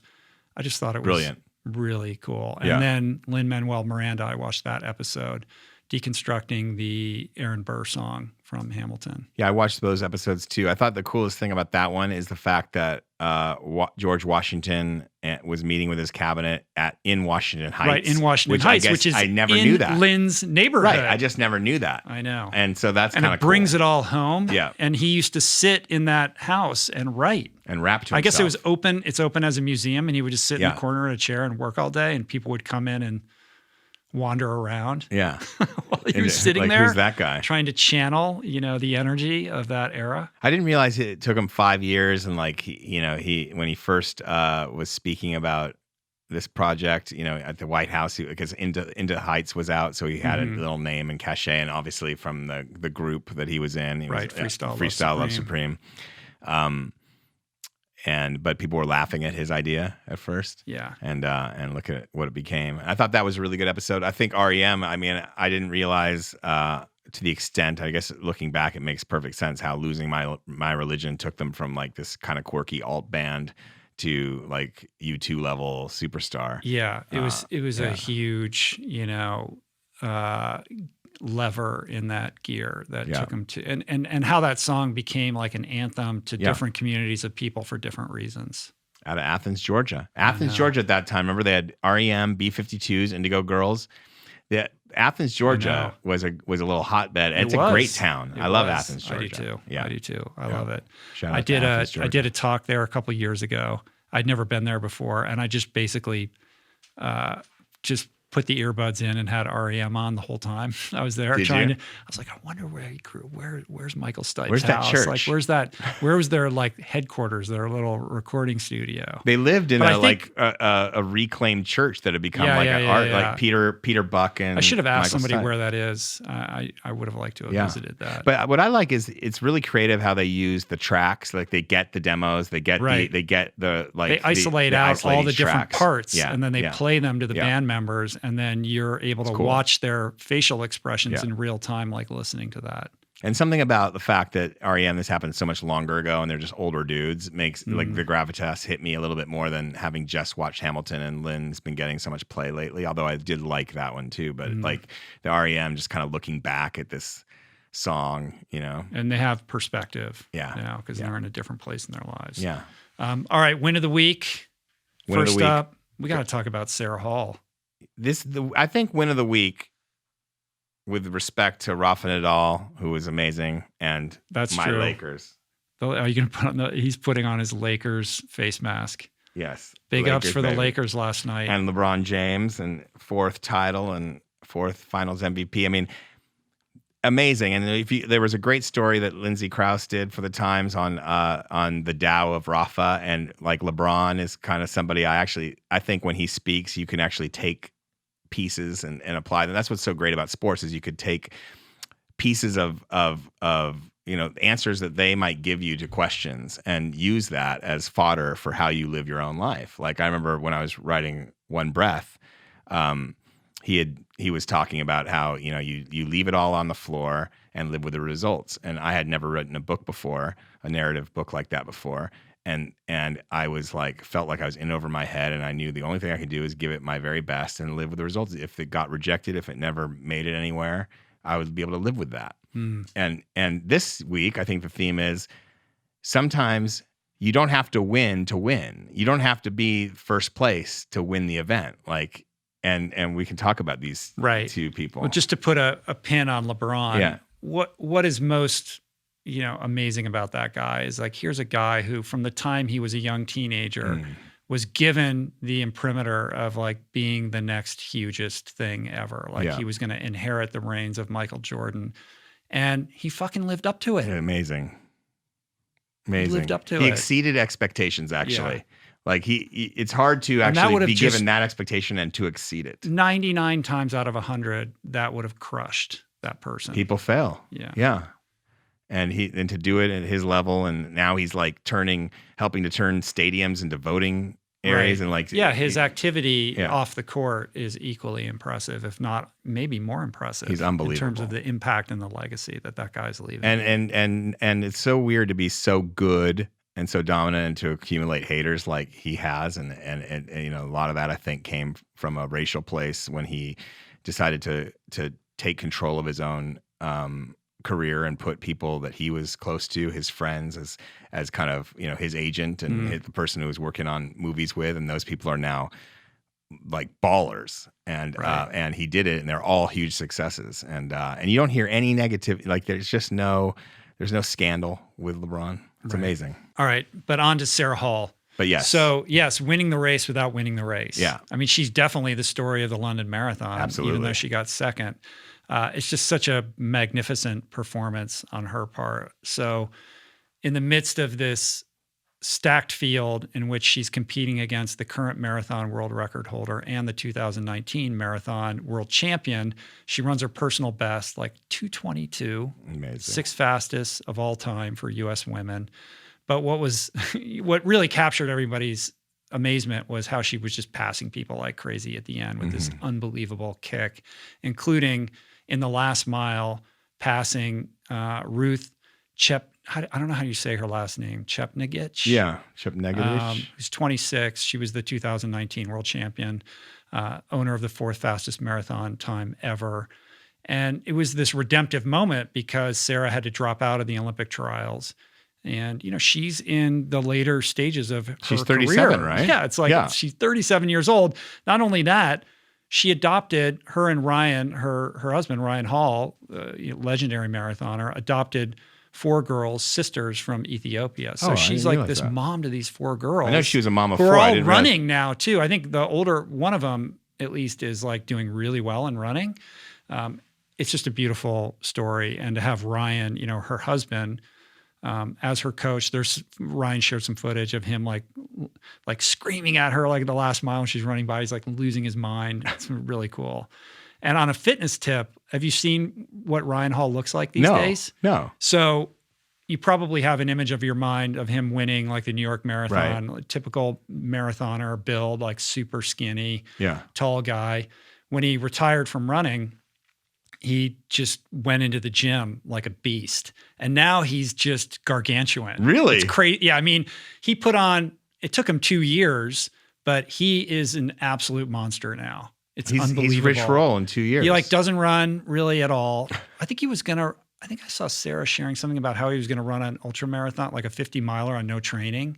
Oh, wow. I don't know whether he did that or not. I should look into that. But anyway, he's just built like a Mack truck now. It's kind of amazing. That is amazing. I didn't know that. But hats off to Sarah. What an incredible performance to run that fast late in your career while juggling everything that you're doing in the midst of a pandemic, while being a mom, like all of that. It's just such incredible. A cool story. Really, hats off. And then my win of the week is David Goggins. How could it not be? How could it not be? He finished second at the Moab 240, running what he thinks is the race of his life so far. And this is a guy who's done very well and won some big ultra races. 197 entrants in this Moab 240. And for the backstory on this, there's a couple things. One is he ran this race last year and was in second place, I think, or in the top 3, and went off course. Mm-hmm. There was like a sign misplacement or something, or some sort of like controversy there, and he went off course like by 10 miles or something. I think it was even more than that. Was it more than that? Yeah. So he had to run back, and then coming up to the biggest peak on it, he started having fluid in his lungs, like having some altitude problems. Right. It was like a pulmonary edema. And they basically forced him to go they didn't force him, but I think the doctors were like, maybe you got to get down to altitude. And so he left the race, went to his hotel room and started feeling better, and then went back out on the course by himself. And they didn't let him finish at the finish line, but he finished because right now there's still only 5 runners that have finished, and you can finish like tomorrow. I think it's some, I forget exactly. Yeah. And so most people are still not even in yet. And there's several DNFs already. But so that was one backstory. So he's coming back this year. But this year, at some point, he's going to reveal how fucked up his knees were. He's kind of hinted at it. He's shown some therapy stuff. He's shown himself in doctors' offices. He just this week before the race showed himself having his knee drained, where it said half a baseball's worth of fluid was coming out of one of his knees. But when he finally reveals this story in its fullest and how fucked up his knees are, that's what makes this, to me, one of the most amazing athletic accomplishments I've ever heard of. Like that, and you will agree with me when he finally tells the story. I agree with you now. Because the guy he lost to, I mean, he finished 10 miles. I think he finished a couple of hours behind this guy. I forget exactly, but let me tell you what this guy has like set the record for running across the Atacama Desert. He set the record for this. Michel Graglia, the Italian, set the record for running across the Gobi. He wins. He's won Badwater. He wins almost every ultra race he enters. And David was gaining on him at the end. The guy had like a pretty good gap on him, though. I mean, like 10, it was 12 like miles, it was, 10-mile gap. I checked maybe when they had like 40 miles to go, and I thought it was he had like 20 miles on him. Yeah, but he only finished like 8 miles ahead. Wow. Yeah, like that's what I'm saying. So like, he was gaining. So yeah, that guy had a pretty solid lead that David was gaining on, and then there was David. And then there was a huge gap. Yeah. And then it was a cluster. So it was like basically those two guys were way out ahead of everybody else. Yeah. And then there was kind of a pack behind those guys that were pretty closely packed together. 3 guys together. Yeah. But let's count the ways that this guy is a savage. Yeah. Because like, I don't know if we even have time. I mean, it's crazy because what happened to him last year was like the most epic story ever. And I remember when he rejoined the course and he's running along and he did a little Instagram video. I was like, quit. If I sign up for something, I don't stop. Just because the race is over doesn't mean that I finish and I finish what I started or, whatever he said. He was saying like so, he had so much respect for the slower runners that were still out there suffering. And he wanted to be out there with them. That's what his point was, like. But they'd all finished by the time he went back. No, to there the were course. Still people out there. That's why he went back out there. Oh, I didn't know that. He's like, there's some people out there still grinding. He was in the hospital for how long? Just for like a few hours. Then he I went thought back he was to like the overnight. No. Then he went to the hotel room. Okay. Yeah. All right. Yeah. So this year, when did he have knee surgery? I don't think he had knee surgery. I just remember a video maybe a couple months ago where his knee was like the size of a watermelon. Yeah, never had knee surgery. It. He dealt with therapy and he kind of did some stuff and he put some of that on Instagram. But I'm not going to get into what I've seen in terms of like the medical on him, the report on him. You got the inside but track. I'm not going to get into it. Okay. It's not me to say. But it's but trust me, when you hear the whole story. Even Graglia will be like the guy that beat him will be like, what the fuck, Goggins? Right. What the fuck? The other thing that's so prototypically Goggins about it is that any other athlete who has like a profile on social media would have been sharing the lead up to this race. Like, I'm getting ready to do this race. Here's my strategy. This is what my training looks like. None of that. Not a peep. Nobody even knew that he was doing this race, at least publicly facing, right? So suddenly it was like, oh, Goggins is in Moab and he's in second place. Like, wait, what? Like, he didn't announce that he was doing, because he doesn't do that, because his thing is, that's for me. Yeah. Like, I'll do these little videos once in a while because, I have to, even though I hate social media, and I'll like put you on blast with some crazy inspirational message. But it's not incumbent upon me to share anything else I don't feel like sharing. And I do this racing and this training for myself. That's right. It's the same thing with his fire training. He doesn't put that on his social media either. He does that for himself. But then there's always a message. There's always something that he can use to inspire people out of it, whether it's through a talk or an Instagram post or, the book. And another thing that was prototypical to Goggins is when he crossed the finish line, he banged out like, I don't know how many, like 20 push-ups or more and just banged them out. Right when he crossed the finish line. Like most people, 240 miles. Is there video of that? Yeah, there's video. It's on his Instagram. Is. I haven't seen it yet. I'll have to check that out. Yeah. Well, good for you, David. Yeah, that's congrats, impressive. Man. It's unbelievable. And the world needs that story. Yeah, so for sure. Thank you for that. Yeah, and then that's the kind of stuff like, that's why people connect to him and his legend. It's like, because he's the proof that we can push through our own smaller problems. Yeah. It's intense, man. I love it. All right, let's do some listener questions. Let's do it. Okay. Hi, Rich. Hi, Adam. My name is Cameron. I live in the beautiful Oahu, Hawaii, and I'm probably one of your younger listeners. I'm 22 years old, and I have become immersed in the world of health and wellness. I've come a long way on my betterment journey, but one habit I can't seem to shake is overdoing it with alcohol. I've tried cutting it out completely, but then I end up feeling isolated from my peers. I've tried having a limit on how many drinks I will have, but often end up disrespecting that boundary and then feeling anxious and shameful for it. I haven't given up alcohol completely because I enjoy having 1 or 2 drinks, and I use drinking as a means to network and socialize. Do you think it's possible to set healthy boundaries with alcohol and stick to them, or do you think it's safer to just stop drinking altogether considering this relationship I have with it? Thinking of being a sober 22-year-old is quite daunting to me, and the more habits I change, the further I feel from relating to the people around me. As someone I look to for health and personal growth wisdom, as well as being a recovered alcoholic, I would love to hear your advice on possible ways I can resolve this.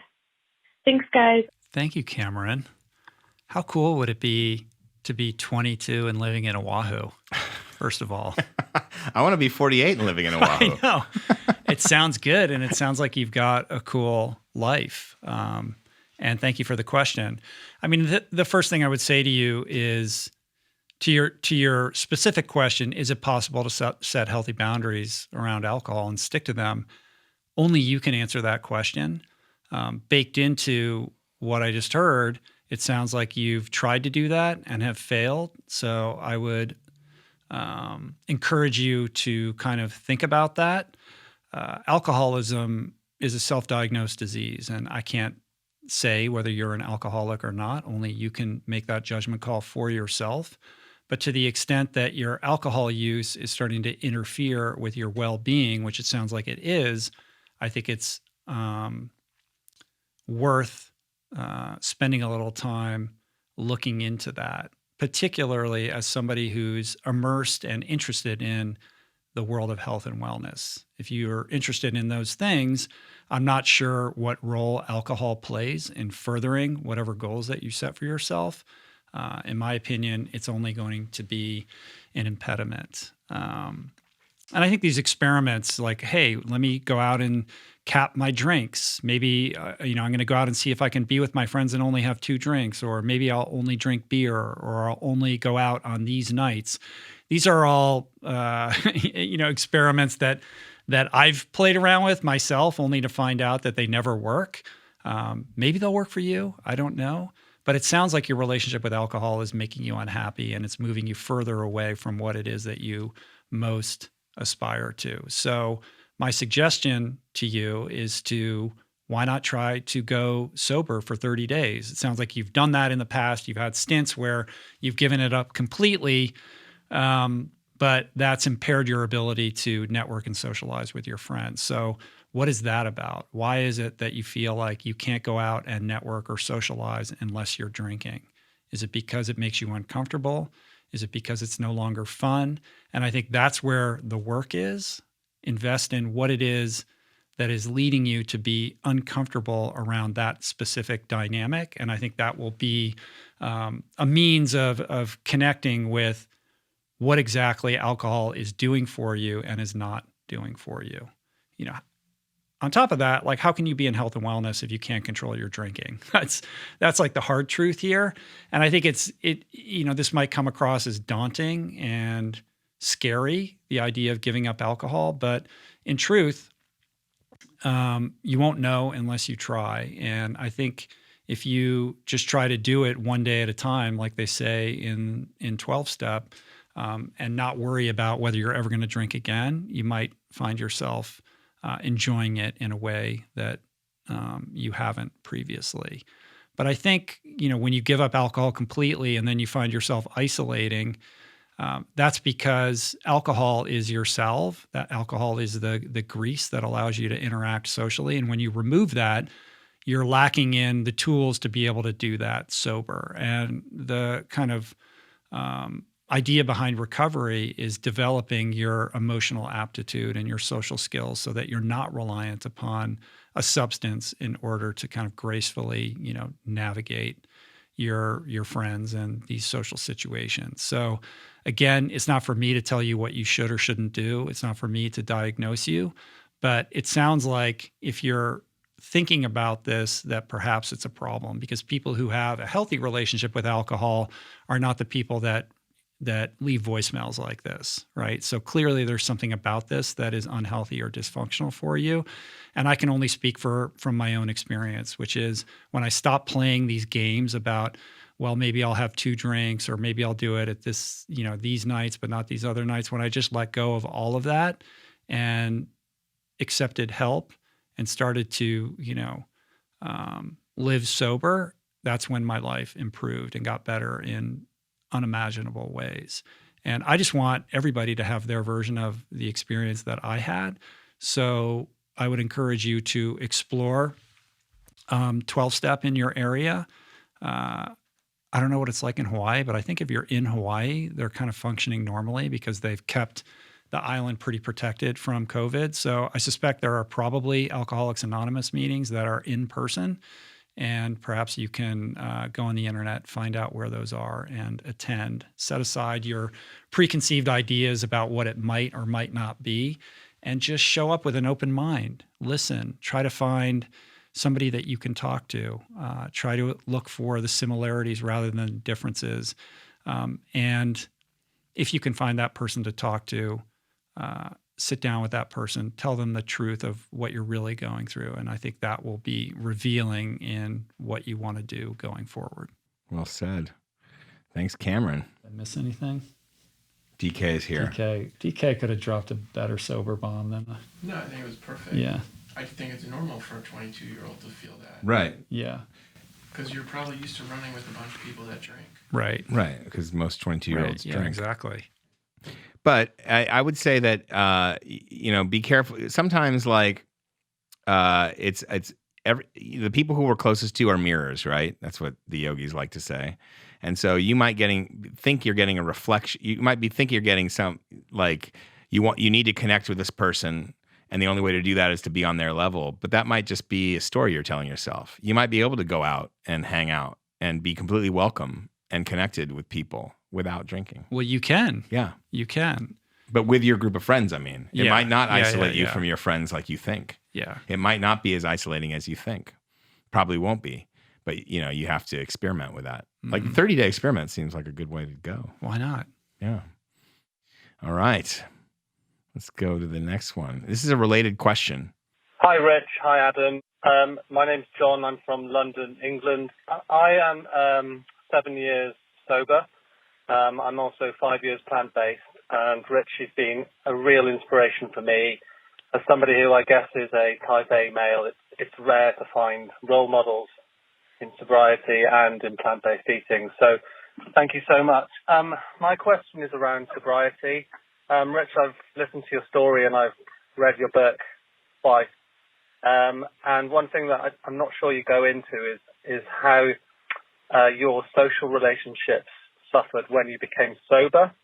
That's a challenge I've had ever since I became sober, and I'm still wrestling with it now. I'll often find myself not invited to gatherings with really close friends.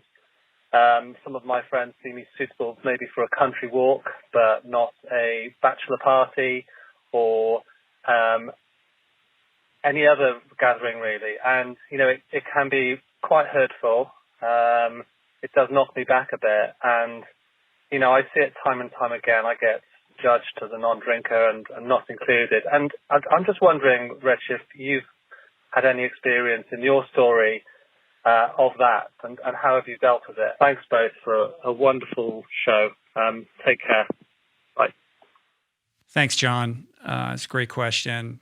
I definitely have had similar experiences, although I think there is a little bit of a difference with you being from London, because culturally it's distinct in that, London tends to be a very drinking-centric culture in general.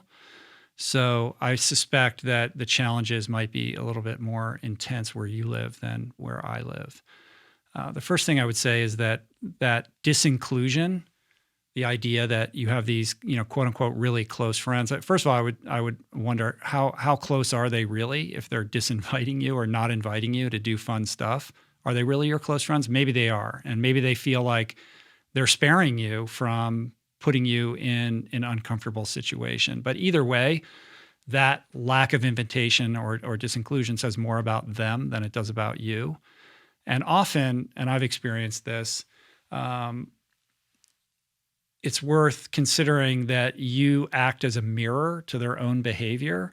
So if you're sober and you're at a bachelor party and you've got these friends and they're letting loose and they're going crazy, you being sober in their orbit is perhaps an indication that they might have a problem that they don't want to look at. So when they see you, they're reminded of their relationship with alcohol and the extent to which it might be unhealthy for them. So that's one thing to consider. And it helps with, empathizing from where they're coming from, I think on some level.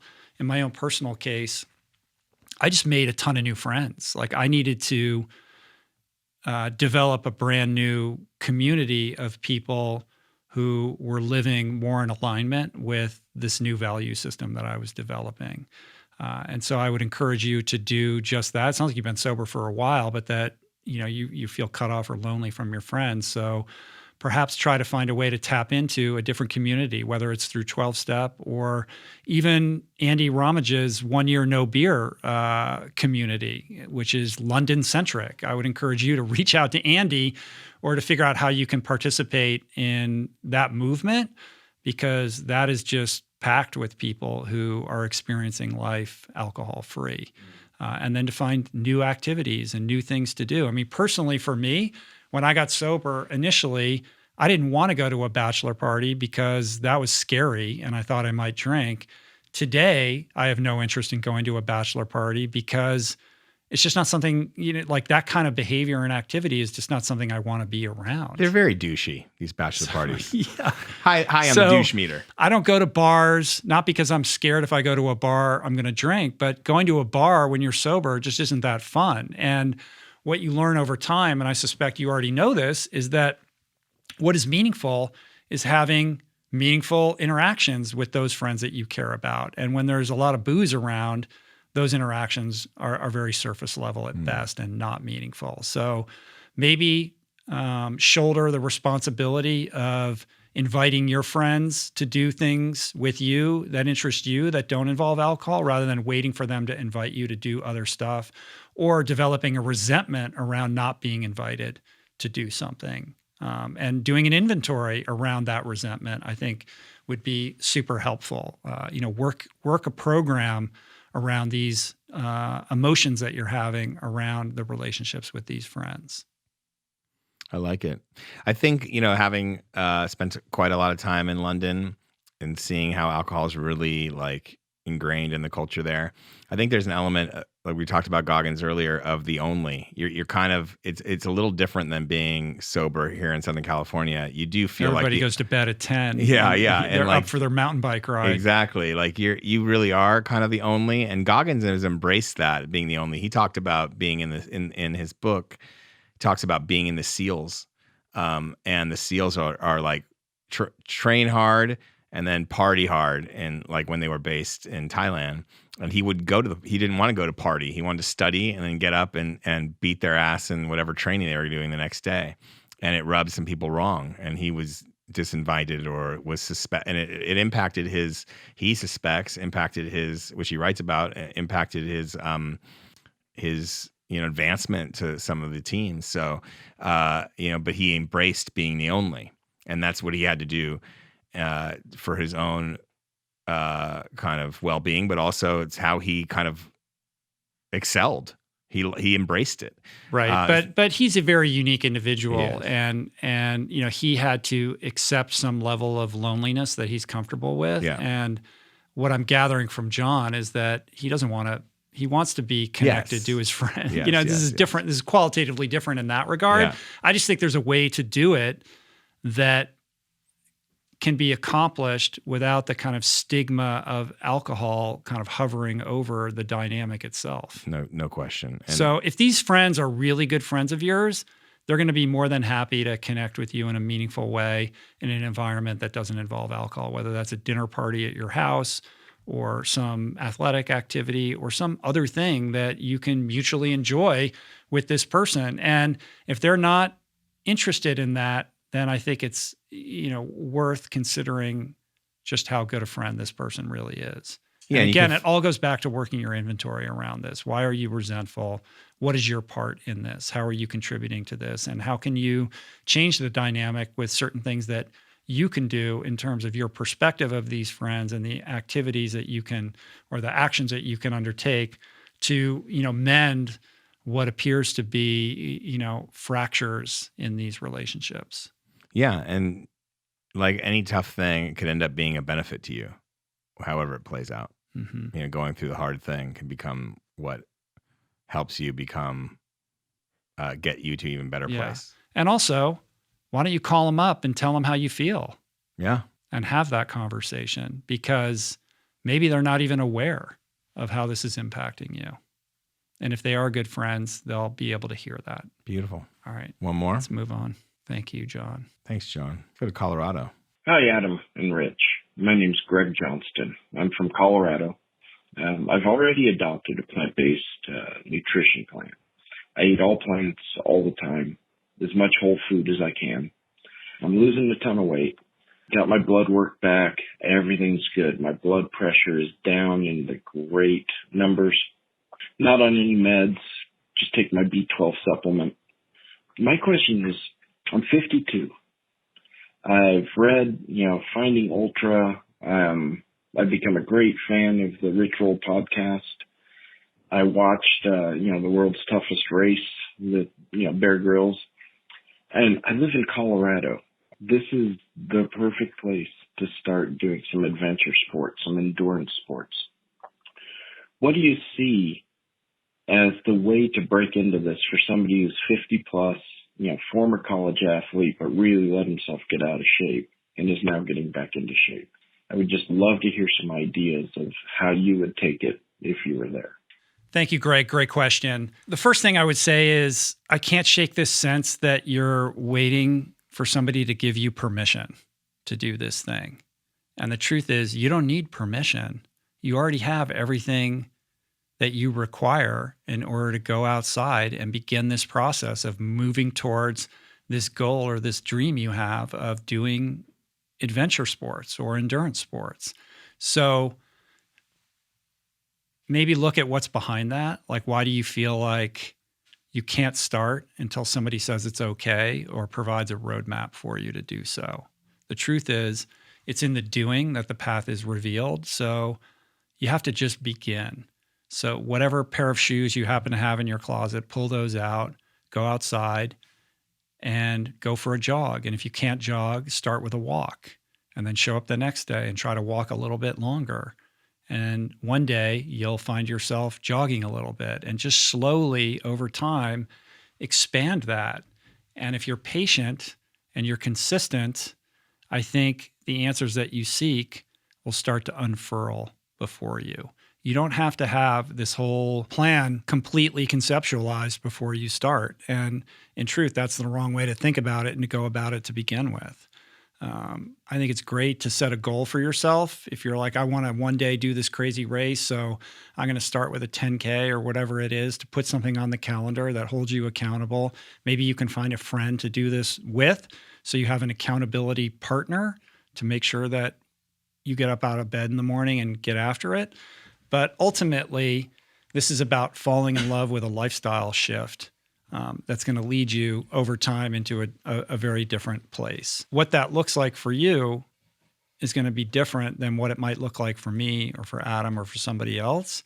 But find something that you really enjoy, fall in love with the process and the lifestyle, and everything else ends up taking care of itself, whether it's gear, whether it's which race to do, whether it's, what GPS watch to buy or what race to sign up for.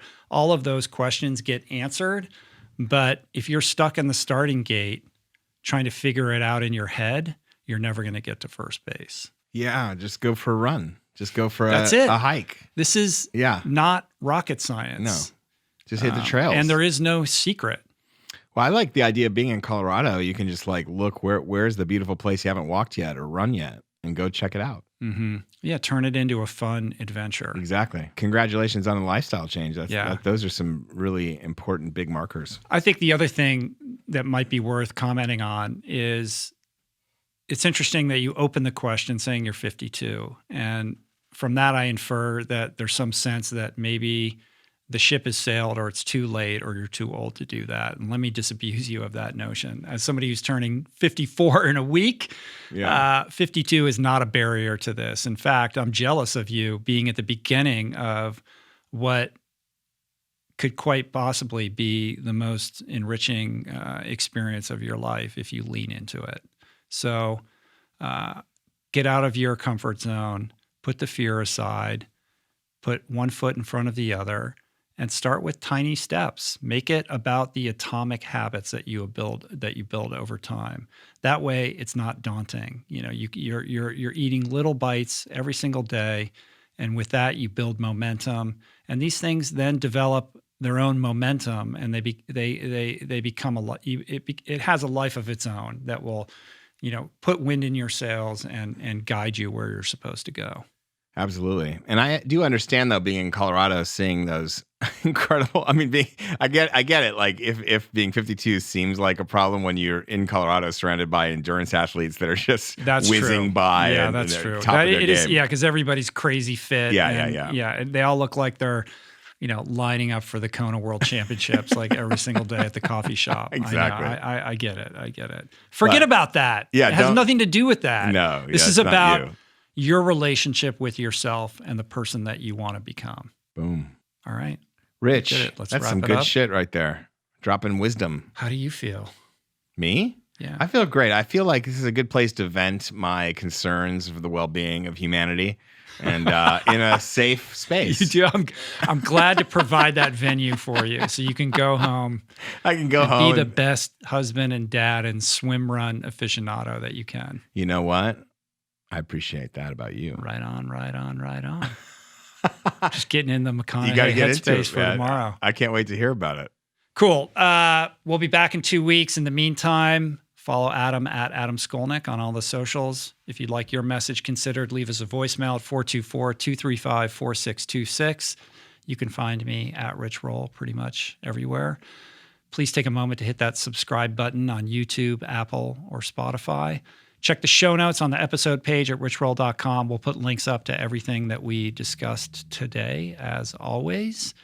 And that's it. I think we did it today. Appreciate you guys. Thanks for the love. See you back here in a couple days with another amazing episode. TBD. Who knows what it's going to be? Who knows? Who knows what the world is going to look like?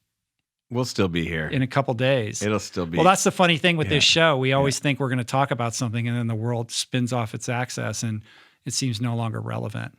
You know what? It's gonna cycle back to normal. It is going to at some stage. All right, Nostradamus. We're gonna get there. All right, together. Peace. Plants. Namaste.